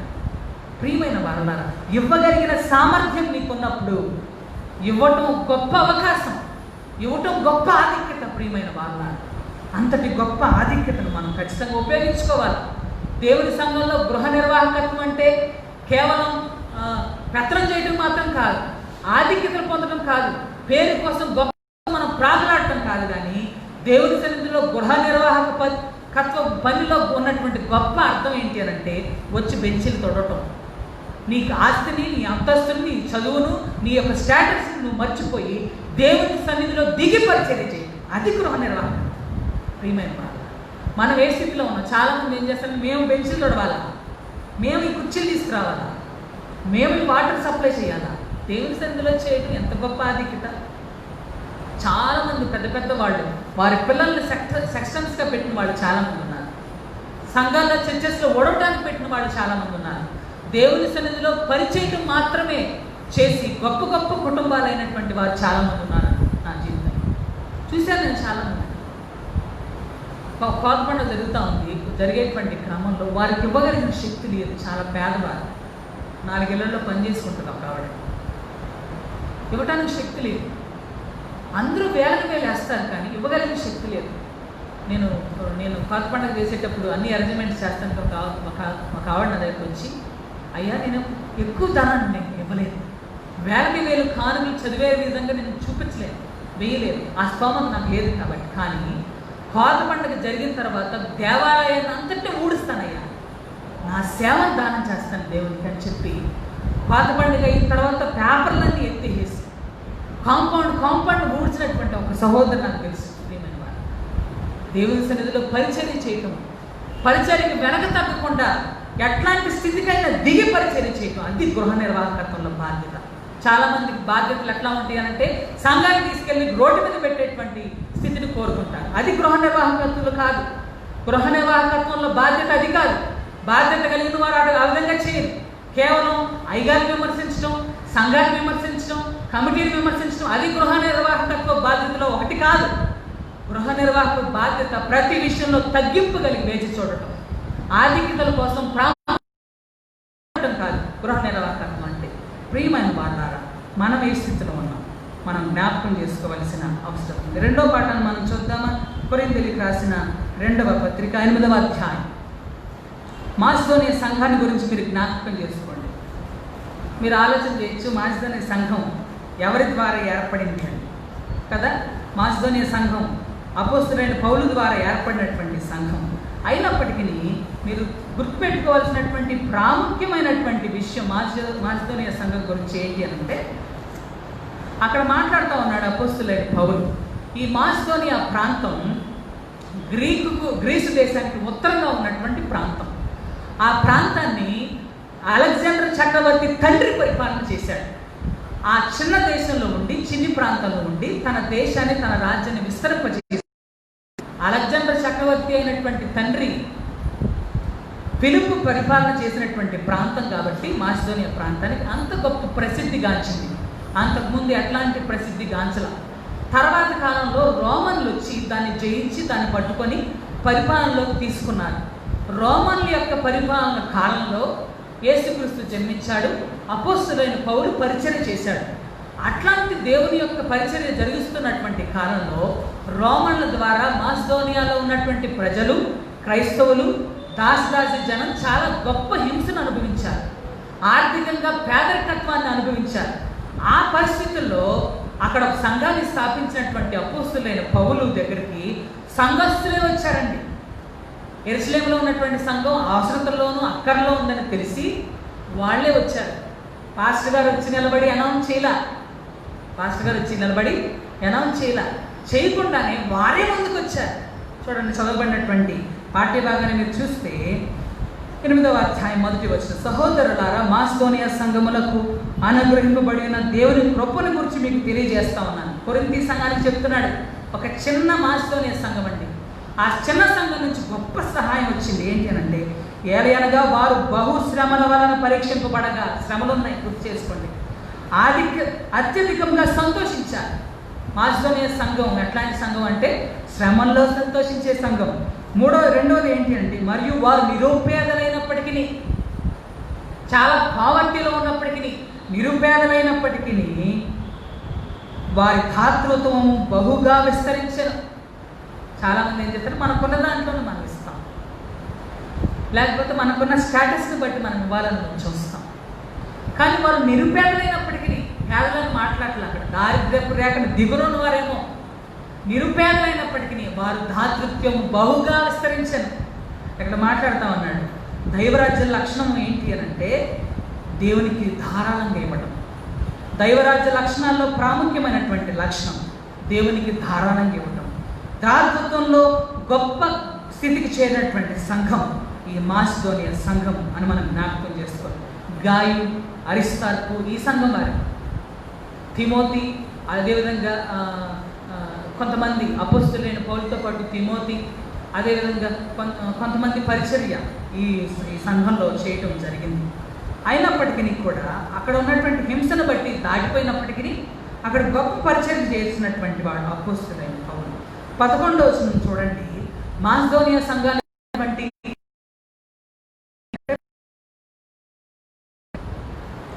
కావున తలపెట్టుటకు సిద్ధమైన మనస్సు మీలో ఎలాగో కలిగనో అలాగే మీ కలిమి కొలది సంపూర్తి ఎగునట్లు మీరు ఆ కార్యం ఇప్పుడు నెరవేర్చుడి.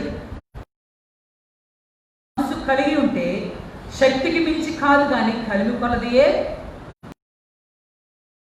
కదా. నీ హృదయంలో నిశ్చయించుకున్న దాన్ని బట్టి నువ్వు ఇస్తావు. నీకు ఇవ్వాలన్న మనసు ఉంటే అదే గొప్ప విషయం. దేవునికి ఇవ్వాలన్నటువంటి మనస్సు నీకు రావాలి. అందుకని సిద్ధ మనస్సు. దేవుని పరిచయం చేయాలన్నా మొదటిగా సిద్ధ మనస్సు కావాలి. అందుకే 11వ వచనంలో వీరికి మాసిదోనియా సంఘానికి ఉన్నటువంటి గొప్ప లక్షణం ఏంటి అని అంటే సిద్ధ మనస్సు. ఏ విషయంలోనైనా సిద్ధపడి ఉండేటువంటి మనస్సు. అపోస్తులైన పౌలు ఏమాత్రం అడగలేదండి. 4వ వచనం మీరు చూస్తే చూడండి. 4వ వచనం, ఆ కృప విషయంలోనూ పరిశుద్ధుల కొరకైన పరిచర్యలో పాల్పొందు విషయంలోనూ మనఃపూర్వకముగా మమ్మును వేడుకొనొచ్చు. మీరు ఆ పదాన్ని మీరు చూడండి. వాళ్ళు ఏంటంటే, అయ్యా తీసుకో అయ్యా, అయ్యా నువ్వు తీసుకో అయ్యా, మేము ఇస్తున్నాం అని చెప్పేసి వాళ్ళు బ్రతిమాలు ఇచ్చారంట, వేడుకొని ఇచ్చారంట. అక్కడ రాయబడిన పదం వేడుకొనొచ్చు. వారు నిరుపేదలైన వేడుకొనొచ్చు. వారు తమ సామర్థ్యము కొలదిగే కాక సామర్థ్యము కంటే ఎక్కువగా ఇచ్చారు, ఎక్కువగా ఇచ్చారు. తామే ఇచ్చారని మీకు నేను సాక్ష్యం ఇచ్చున్నాను. వారికి వారిగా ఇచ్చారు. ఎవరు బలవంత పెట్టలా, ఎవరు వారిని అడగలేదు. తమకు తాముగా హృదయంలో నిశ్చయించుకున్న దాన్ని బట్టి ఇస్తారు. కొన్ని సంఘాల్లో ఏంటి అని అంటే గొప్ప ఇదే బాధ్యత. సంఘాలు లెక్క పెట్టే విషయంలో మేము లెక్క పెట్టాలా, వాళ్ళు లెక్క పెట్టాలి, వీళ్ళు లెక్క పెట్టాలా, వీళ్ళు మాత్రమే లెక్క పెట్టాలి. సంఘంలో కానుకలు ఎవరైనా లెక్క పెట్టచ్చు, సంఘంలో చందాలు ఎవరైనా పట్టచ్చు. అది ప్రతి ఒక్కరికి ఇవ్వవలసినటువంటి బాధ్యత. అతనికి ప్రతి ఒక్కరికి ఆ యొక్క అవకాశం, ఆ హక్కు ఉంది. పట్టాలని ముందుకు రావడం నీ యొక్క బాధ్యత. కేవలం కమిటీ వారే పట్టాలని లేదండి, ఎక్కడా లేదు. వారు ఆధిక్యతల్లో మాత్రమే కాదు, కానీ పరిచర్లో ముందుండేటువంటి వారు. కాకపోతే కమిటీ వారుగా మీరే మీ చేత ఎన్నుకోబడినటువంటి వారిగా వారికి ఆ అవకాశం, పరిచర్య చేసే అవకాశం వారికి వస్తుంది. గొప్ప దాతృత్వం కలిగినటువంటి సంఘం, తమంతట తామే ఇచ్చినటువంటి సంఘం మాసిదోనియా సంఘం. అది నీవిచ్చేది నీ యొక్క విశ్వాసాన్ని వ్యక్తం చేస్తాం. వాళ్ళు ఇస్తున్నారు అని అంటే వారి విశ్వాసం ఎంత స్థాయిలో ఉంది అర్థం చేసుకోండి. వారి ఆత్మీయత ఎంత స్థాయిలో ఉంది. నువ్వు ఇచ్చేదాన్ని బట్టి నీ విశ్వాసం బయటపడుతుంది. నువ్వు ఇచ్చేటువంటి స్థితిని బట్టి, నువ్వు ఇచ్చేటువంటి కానుకను బట్టి నీ ఆత్మీయత బయటపడుతుంది. చాలామంది వేసేస్తూ ఉంటారు, చాలామంది కంటికి కూడా కనిపించారు, కొంతమంది పేర్లు కూడా రాయించారు. కానీ అకౌంట్స్ నిజాయితీగా ఉండటం కోసం మనం ఇక్కడ చదువుతాం. అందులో ట్రాన్స్పరెన్సీ కోసం మనం ఇక్కడ చదువుతాం. ప్రతి నెల బోర్డ్స్లో డిస్ప్లే చేస్తాం. ప్రియమైన వారులారా, కుడి చేతికి ఇచ్చింది ఎడమ చేతికి తెలియదు. నువ్వేమిస్తున్నావో దేవునికి నీకు మధ్యనే ఉండాలా అన్నటువంటి స్వభావాన్ని మనం డెవలప్ చేసుకోవాలి. వారి విశ్వాసాన్ని దేవునికి ఇచ్చి నిరూపించుకున్నారు మాసిదోనియా సంఘవారు అని మనం జ్ఞాపకం చేసుకోవాలి. సంఘంలో, క్రైస్తవ సంఘంలో ప్రతి ఒక్క అవసరత కూడా నీకు నాకు గొప్ప అవకాశం దేవుడు ఇస్తూ ఉన్నాడు. సంఘంలో ఉన్నటువంటి ప్రతి అవసరత, ఎవరైతే ప్రతి సేవకులు అవసరతలో ఉన్నారో వారి అవసరతలు, అక్కర్లు తీర్చడం నీకు గొప్ప అవకాశం. ఆ అవసరతలోనే నీకు ఆశీర్వాదం ఉంటుంది, ఆ అవకాశంలోనే నీకు ఆశీర్వాదం ఉంటుంది. ప్రియమైన వాళ్ళ, చాలామందికి తెలియని విషయం ఏంటో తెలుసా? క్రైస్తవ సంఘంలో దేవునికి ఇవ్వటం వలనే మనకున్నటువంటి ఆర్థిక సంక్షోభాలు, ఆర్థిక వనరులు, ఆర్థిక ఇబ్బందులు తొలగిపోతాయి. క్రైస్తవ దాతృత్వంలోనే క్రైస్తవుని యొక్క ఆత్మీయ స్థితి, క్రైస్తవుని యొక్క అభివృద్ధి ఉంటుంది అని మనం ఖచ్చితంగా జ్ఞాపకం చేస్తాం. దేవునికి ఇవ్వటంలోనే క్రైస్తవుని యొక్క దాతృత్వం ఆధారపడి ఉంటుంది. దేవునికి ఇచ్చి అడుగుతున్న వారు ఎవరు లేరు ఈ లోకంలో. దేవునికి ఇవ్వమని ఆయన అడగట్లేదు, కానీ కనికరం పడి దేవుని సేవ కొరకు బ్రతిమాలి వేడుకొని నువ్వు ఇవ్వాలి. అటువంటి స్థితికి నువ్వు దిగాల్సినటువంటి అవసరం ఉంది. ప్రియమైన వాళ్ళ, ఇక్కడ మాట్లాడుతూ ఉన్నారు మాసిదోనియా సంఘం ఈ విధంగా చేయడానికి కారణం ఏంటో తెలుసా? ఈ పాఠం నేను ముగిస్తాను. ఈ విధంగా చేయడానికి కారణం ఏంటి అని అంటే చూడండి, కింద వచనాలు 5వ వచనం చూడండి. ఇదియుగాక మొదట ప్రభువుకును దేవుని చిత్తం వలన మాకును తమ్మును తామే అప్పగించుకున్నారు. ఏం చేశారంట?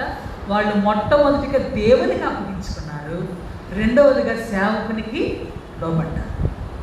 దేవునికి వారికి అప్పగించుకున్నారు. సంఘ పరిచర్యలో సేవ నిమిత్తము, సేవ చక్కగా కొనసాగే నిమిత్తము వారిని వారు దేవుని సేవకునిగా అప్పగించుకున్నారు.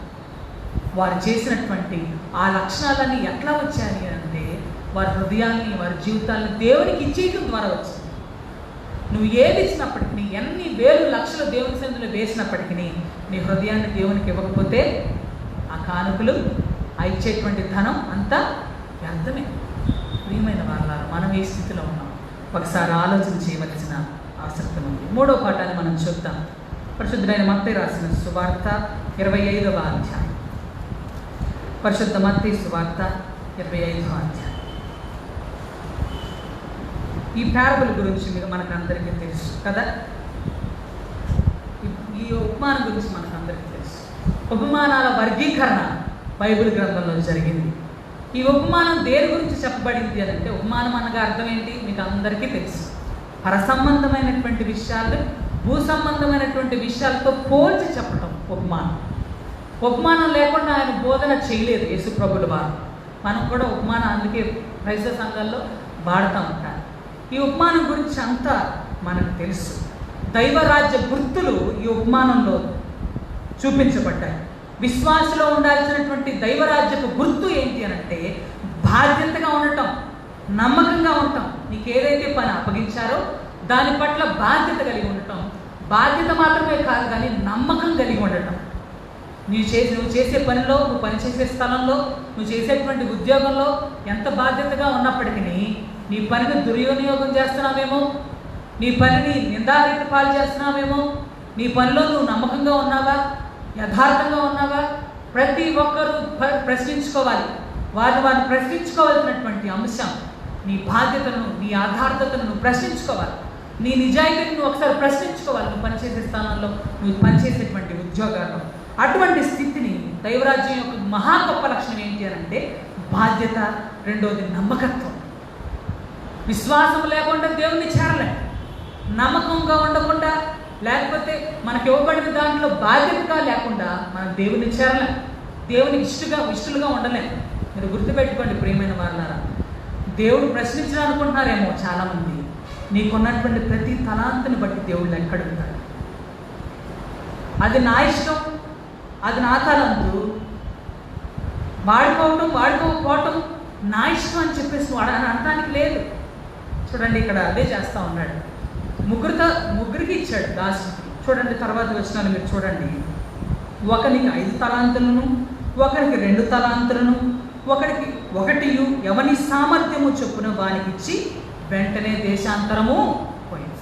ఎవరి ఎబిలిటీని బట్టి, ఎవరి సామర్థ్యాన్ని బట్టి దేవుడు వారికి ఇస్తాడు కదా. నాకు సామర్థ్యం ఏమీ లేదు, అయినప్పటికీ ఏదో ఒక చిన్న తలాంతుని బట్టి దేవుడు నాకు ఈ అవకాశం ఇవ్వాల. నీకున్నటువంటి తలాంతుని బట్టి దేవుడు నీకు ఉద్యోగం ఇచ్చాడు. రకరకాలైనటువంటి స్థితిలో, స్టేటస్లో దేవుడు మిమ్మల్ని ఉంచాడు. దాంట్లో నమ్మకంగా ఉండాలి. దాన్ని చాలా ప్రాముఖ్యతగా ఎంచుకోవాలి. నాకు పాటలు పాడే తలాంతు ఉంది, నేను వాడుకోకుండా దాన్ని జాగ్రత్తగా పెట్టుకున్నాను. దాని వల్ల నాకు ఏమైనా ఉపయోగం లేదు. అది ఎవరిచ్చాడు? నాకు దేవుడిచ్చాడు. గుర్తుపెట్టుకోండి. ఈ చదవబడినటువంటి పాఠ్య భాగంలో 2 విషయాలు చాలా ప్రాముఖ్యంగా ఉండాలి. ఏంటి అంటే, మొదటి 5 తలాంతులు ఇచ్చిన వాడు ఉన్నాడు, 5 తలాంతులు సంపాదించాడు.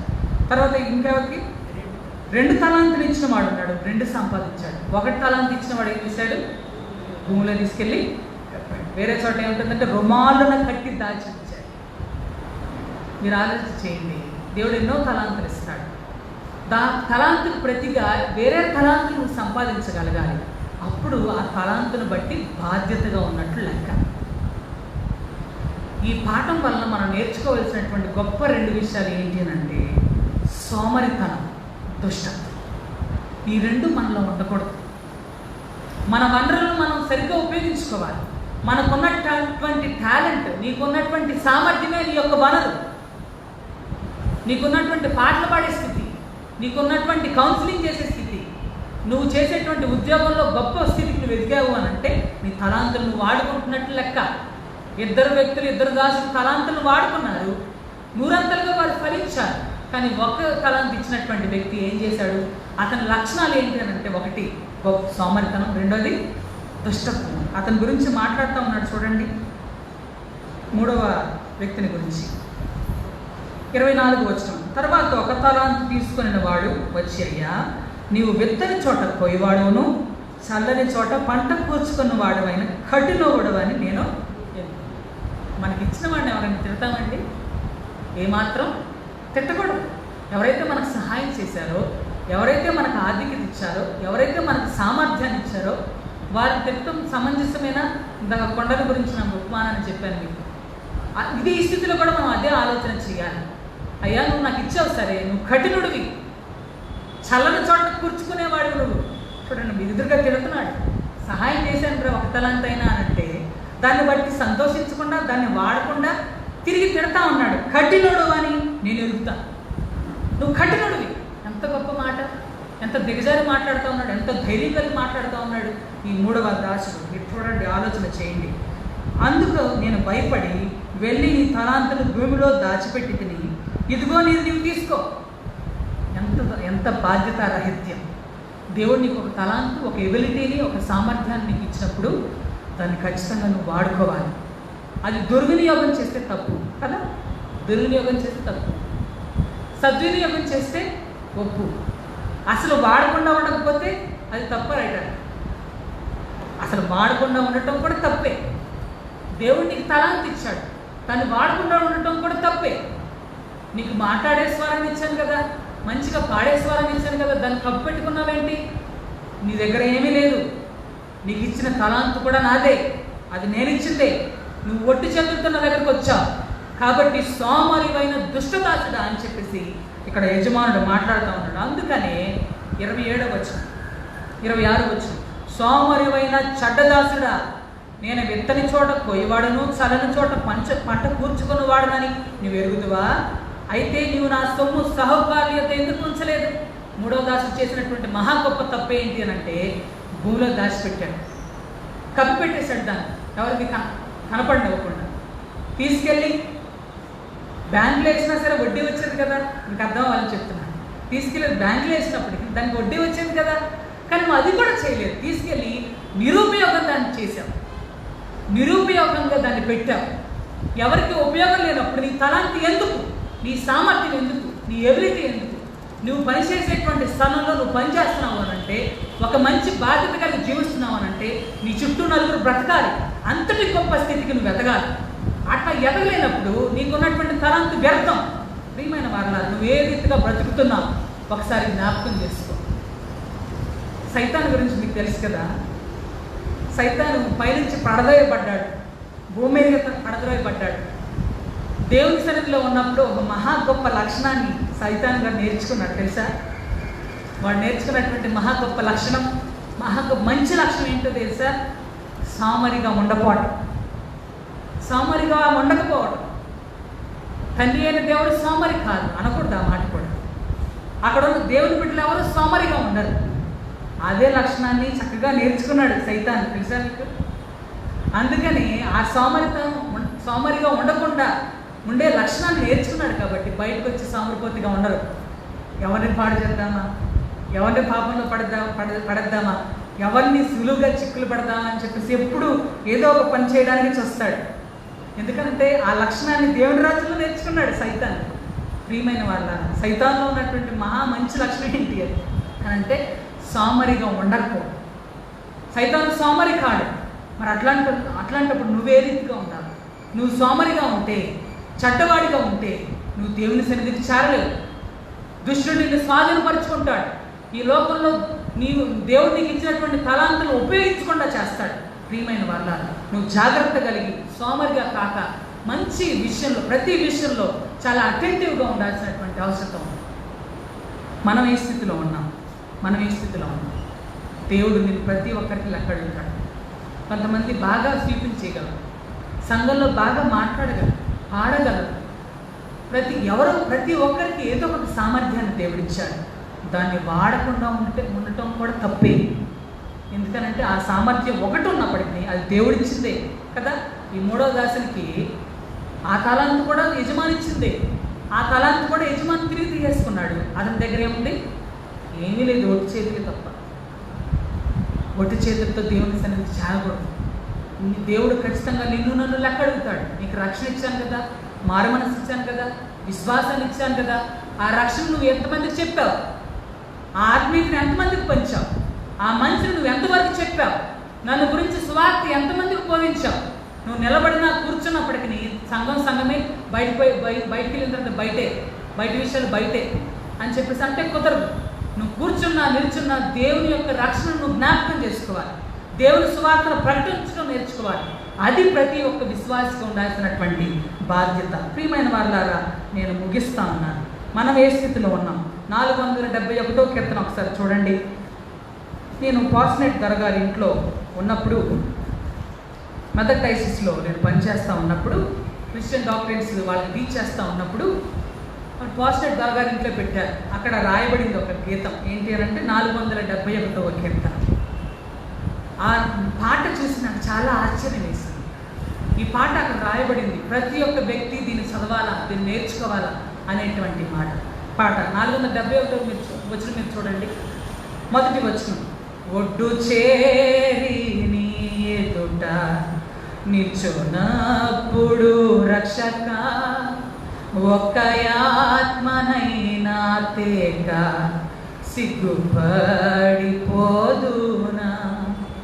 ఒక్క ఆత్మనైనా నేను రక్షింపకాయేసువా,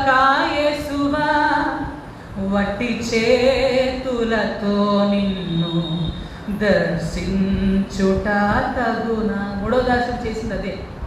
ఆ ఇచ్చిన తలంతా కూడా దేవుడు తీసేసుకున్నాడు. అతను ఒట్టి చేతులతో దర్శించాడు దేవుడిని. ఆ స్థితి మనకు వస్తుందేమో అని మనం పరీక్షించుకోవాలి. అది 4వ వచనం మీరు చూడండి. కాలమెల్ల గడిచిపోయన్ మోసపోతినేనయ్యో, గడిచినట్టి కాలమైతే ఏడ్చినాను రాదాది. గడిచిపోయినటువంటి సమయం కూర్చొని ఏడ్చినా కూడా రాదు. ఎంత గొప్ప పాట రాశాడు. ఒట్టి చేతులతో ఆయన దగ్గరికి చేరతావేమో. ఆయనను ప్రశ్నించినప్పుడు నీ పరిస్థితి ఏ విధంగా ఉంది? నువ్వు ఖచ్చితంగా ప్రశ్నించుకోవాలి నీ హృదయాన్ని. దేవుడు నీకు గొప్ప గొప్ప అవకాశాలు ఇచ్చాడు. సంఘంలో అవకాశాలు పరిమితమే. కొన్ని అవకాశాలే సంఘంలో ఉంటాయి, కానీ ప్రతి ఒక్కరు దాన్ని ఉపయోగించుకోవచ్చు. ప్రతి ఒక్కరికి ఆ బాధ్యత ఉంది. స్వార్థ ప్రకటించడంలో దేవుని సంఘం పట్ల, దేవుని ఇంటి పట్ల ప్రతి ఒక్క విశ్వాసికి ఆ బాధ్యత ఉంది. స్వార్థ బాధ్యత, సంఘాన్ని చక్కబెట్టుకునేటువంటి బాధ్యత, సంఘాన్ని చక్కదిద్దుకునేటువంటి బాధ్యత. ఆ బాధ్యత నుంచి మనం తప్పించుకోలేము. దేవుడు నీకు ఇచ్చినటువంటి ప్రతి ఒక్క సామర్థ్యం గొప్పదే. అసూయ చేత దాన్ని విడనాడకుండా ఖచ్చితంగా ఉపయోగించుకునేటువంటి స్థితికి నువ్వు ఎదగాలని తెలియజేస్తూ ఈ మాటలు ముగిస్తున్నాను. ప్రభు కృప మనకందరికీ తోడైండును గాక. తండ్రి అయిన దేవా, నీ ఘనమైన నామానికి వందనాలు. నీ వాక్యం ద్వారా మాతో మాట్లాడాడు. నీ కృప చేత, నీ బలము చేత మమ్మల్ని సంధించండి. మాకు ఎన్నో తలాంతులు ఇచ్చారు ప్రభు. అవి సంఘపరమైనప్పటికీ, సంఘపరం కాకపోయినప్పటికీ మాకు నువ్వు ఇచ్చినటువంటి తలాంతుని మేము చక్కగా ఉపయోగించుకోవడానికి, ఆయా భూమిలో కప్పిపెట్టేవారంగా కాకుండా, రుమాలు కట్టి ఉంచేవారంగా కాకుండా, బాధ్యత కలిగినటువంటి నీ బిడలంగా, బాధ్యత కలిగిన గృహ నిర్వాహకులంగా ప్రతి ఒక్క విశ్వాసులు ఉండటానికి నీ కృప చూపించండి.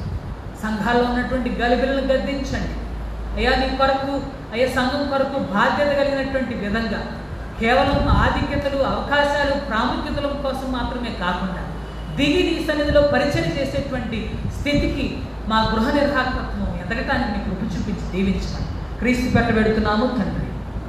మనందరం లేచి నిలిచి ఉండి నైస్య విశ్వాస ప్రమాణాన్ని కలిసి చెప్పుట ద్వారా మన విశ్వాసాన్ని వెల్లడి చేయి.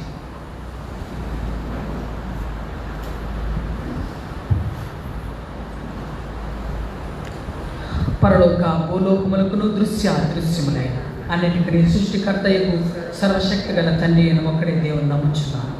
దేవుని ద్వితీయ కుమారుడు ఒక్కడే ప్రభువునైన యేసుక్రీస్తుని నమ్ముచున్నాను. ఆయన అన్ని లోకముల కన్నా ముందు తన తండ్రి నుండి జన్మించిన వాడు, దేవుని నుండి దేవుడును, వెలుగు నుండి వెలుగును, నిజమైన దేవుని నుండి నిజమైన దేవుడును, సృజింపబడక జన్మించిన వాడు, తండ్రితో ఏకత్వం గలవాడు. సమస్తమును ఆయన మూలముగా కలిగేది. ఆయన మనుషులమైన మన కొరకును, మన రక్షణ కొరకు పరలోకము నుండి దిగి వచ్చి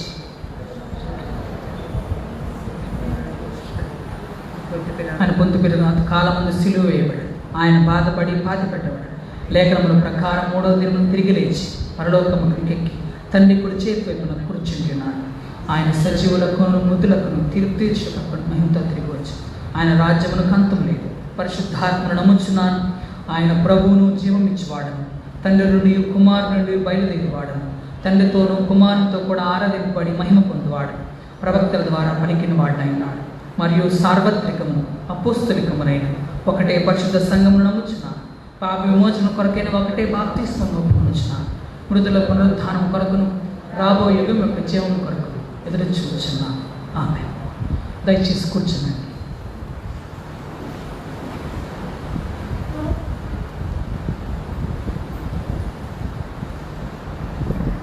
క్రీస్తునందు ప్రియమైన వారలారా, కూడి వచ్చిన మీకు అందరికీ శుభాభివందనాలు తెలియజేస్తా ఉన్నాను. చాలా కాలం తర్వాత దేవుని ఆవరణలో ప్రవేశించేటువంటి ఆధిక్యతను దేవుడు మనకు అనుగ్రహించాడు. ఇంతకాలం కమిటీ యొక్క ప్రోద్బలంతో, వారి యొక్క సపోర్ట్తో ఆన్లైన్ సర్వీసెస్ మనం జరిగించాం. యథావిధిగా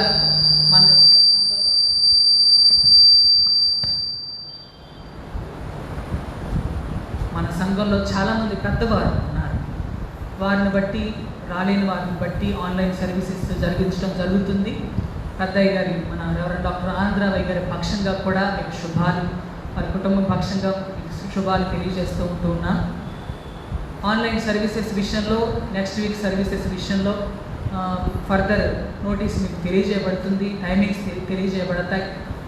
7 గంటలకి ఇంగ్లీష్ సర్వీస్ అని, తర్వాత కంటిన్యూస్ 2 తెలుగు సర్వీసెస్ అని మేము అనౌన్స్ చేయడం జరిగింది. కానీ కొంచెం వాతావరణ ప్రభావం వలన మేము ఇంగ్లీష్ సర్వీస్ జరిగించలేకపోయాం. కాబట్టి కొంచెం జ్ఞాపకం చేసుకొని ఈ విషయంలో సహకరించవలసిందిగా మనం చేస్తూ ఉంటున్నాను. మనం బర్త్డేస్ చదువుదాం.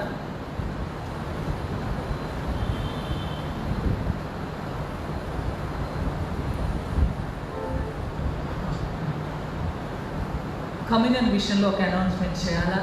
ఎందుకని అంటే కరోనా ప్రభావాన్ని బట్టి ఎవరికి కమ్యూనియన్ ఒకే పాత్రలో ఇవ్వడం జరగదు. కాబట్టి మనం సామాజిక దూరాన్ని పాటిస్తూ, నేను కాన్సన్ట్రేట్ చేసిన తర్వాత మీరు అందరూ లైన్లో వస్తే మీకు communion and wine packed cup ఇవ్వటం జరుగుతుంది. కాబట్టి మీ స్థలాల్లోకి వెళ్ళి దాన్ని ఓపెన్ చేసుకొని మీరు సేవించవలసిందిగా మనం చేస్తూ ఉంటున్నాను. అందరూ వచ్చి ఇక్కడే మోకరించడం వద్దు అని చెప్పేసి నేను మీకు మనవి చేస్తూ ఉంటున్నాను. కమ్యూనియన్ కప్స్ అన్నీ కూడా మనకు స్పాన్సర్ చేశారు. నాలాది రాజ్బాబు గారు, నాలాది ఫ్లోరా గారు, వీరి కుటుంబం మనకు కమ్యూనియన్ కప్స్ స్పాన్సర్ చేశారు. దయచేసి వారి కోసం, వారి కుటుంబం కోసం ప్రార్థించవలసిందిగా మనం చేస్తూ ఉంటున్నాను. ఈ నెల బర్త్డేస్ జరుపుకోనే వారి కోసం మనం చిన్న ప్రార్థన చేద్దాం. 1 జూలై మిస్టర్ మాణిక్యాలరావు గారు, ఎం ఉదయశ్రీ గారు, మిస్టర్ జి రాహుల్ క్రిస్ గారు, మిస్టర్ ఎం షాలోం రాజ్ గారు, మిస్టర్ జి రామారావు గారు, పి ఎలిజబెత్ గారు, మిస్టర్ ఎం ప్రశాంత్ రావు గారు, మిస్టర్ పి ప్రసాద్ గారు, మిస్టర్ ఏ ప్రసాద్ సారథి గారు, పార్థసారథి గారు, మిస్టర్ నారాయణరావు గారు. 2 జూలై మిస్టర్ డి క్రిషాంత్ గారు. 3 జూలై ఎంజి శ్రీకాంత్ గారు. అదేవిధంగా 4 జూలై కె అపురూప, బి నాస్య, జి ప్రమిళ. ఈ బర్త్డేస్ జరుపుకునే వారి కోసం మనం ప్రార్థన చేద్దాం. ఈ రోజున అనౌన్స్ చేసినప్పటికీ కొన్ని ఈ సర్వీసెస్ విషయంలో కొంత జాప్యం జరిగింది. అందుని బట్టి మేము క్షమాపణ కోరుతూ ఉన్నాం. నెక్స్ట్ వీక్ సర్వీసెస్ ఈ విధంగా జరగకుండా మంచి టైమింగ్స్ని సరైన పద్ధతిలో మీకు తెలియజేస్తామని తెలియజేస్తూ ఈ మాటలు ముగిస్తున్నాను. చిన్న ప్రార్థన చేద్దాం. ప్రేమగల తండ్రి, కృపగల నాయన, నీ బంగారు పాదములు వందనాలు, స్తోత్రాలు. గడిచిన మొదటి తేదీ నుండి ప్రభువా, ఈ వారమందు జరుపుకోబోతున్నటువంటి ఎవరెవరైతే జన్మదినాన్ని, పెళ్లి రోజు జరుపుకోబోతూ ఉన్నారో వారిని మీరు జ్ఞాపకం చేసుకోండి. గడిచిన సంవత్సరం అంతా కాపాడారు ప్రభువా. ఈ గడవబోయే నూతన సంవత్సరం అంతట్లో తండ్రి, దుష్టునికి ఎక్కడ అధికారం లేకుండా ఆయన ఆరోగ్యాలతో, సకలైశ్వర్యాలతో వారిని వర్ధిల్లింపచేయండి. వారు చేసే ప్రతి పనిలో విజయాన్ని దయచేయండి. మంచి స్వస్థత కలిగినటువంటి దేహాన్ని ఇచ్చి ప్రభువా, వారిని వారి గృహాల్లో, వారి స్థలాల్లో మహిమపరచబడే రీతిగా వారిని మార్చమని ప్రార్థిస్తుంటున్నాం. వారి గృహాలను, వారు చేసే పనులను మీరు ఆశీర్వాదకరంగా మార్చండి. మమ్మల్ని అందరినీ సజీవ లెక్కలో ఉంచారు. ఈ సజీవకరమైనటువంటి స్థితిని నీ సన్నిధిలో కొనసాగించే రీతిగా వారిని, వారి కుటుంబాలను దర్శించి దీవించమని క్రీస్తు పేరిట పెడుతున్నాము తండ్రి.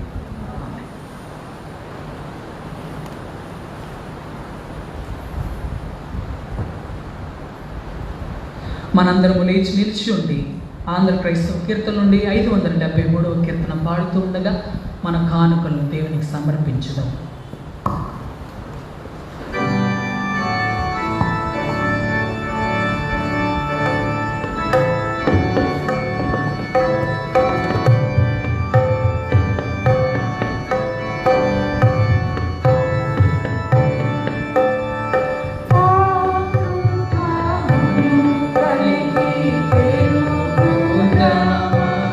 ఘనము రాత్రి దేవుని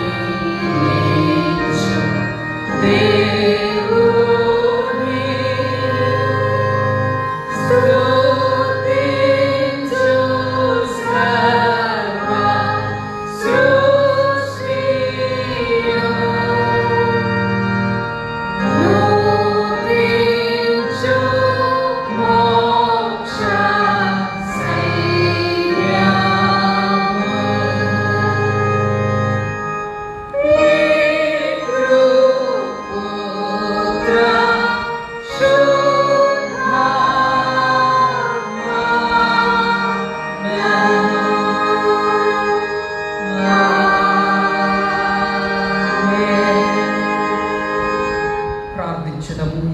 పరిశుద్ధుడైన తండ్రి, నీ ప్రియ కుమారుని రక్తము ద్వారా నీ కృపా సింహాసనమునకు ఒక నూతన సజీవ మార్గమును మా కొరకు ప్రతిష్ఠించి ఉన్నావు కదా. మేము అయోగ్యులమైనను ఆ నీ కుమారుని ద్వారా నీ ఎద్దుకు వచ్చుచున్నాము. మమ్మను ఈ మార్పణలు అంగీకరించి నీ మహిమ కొరకు ఉపయోగించుకునమని వినయముతో బతిమాలుకొనుచున్నాము. భూమి ఆకాశములు యందుండు సమస్తమును నీవే, నీ దాని నుండి మేము నీకు ఇచ్చుచున్నాము.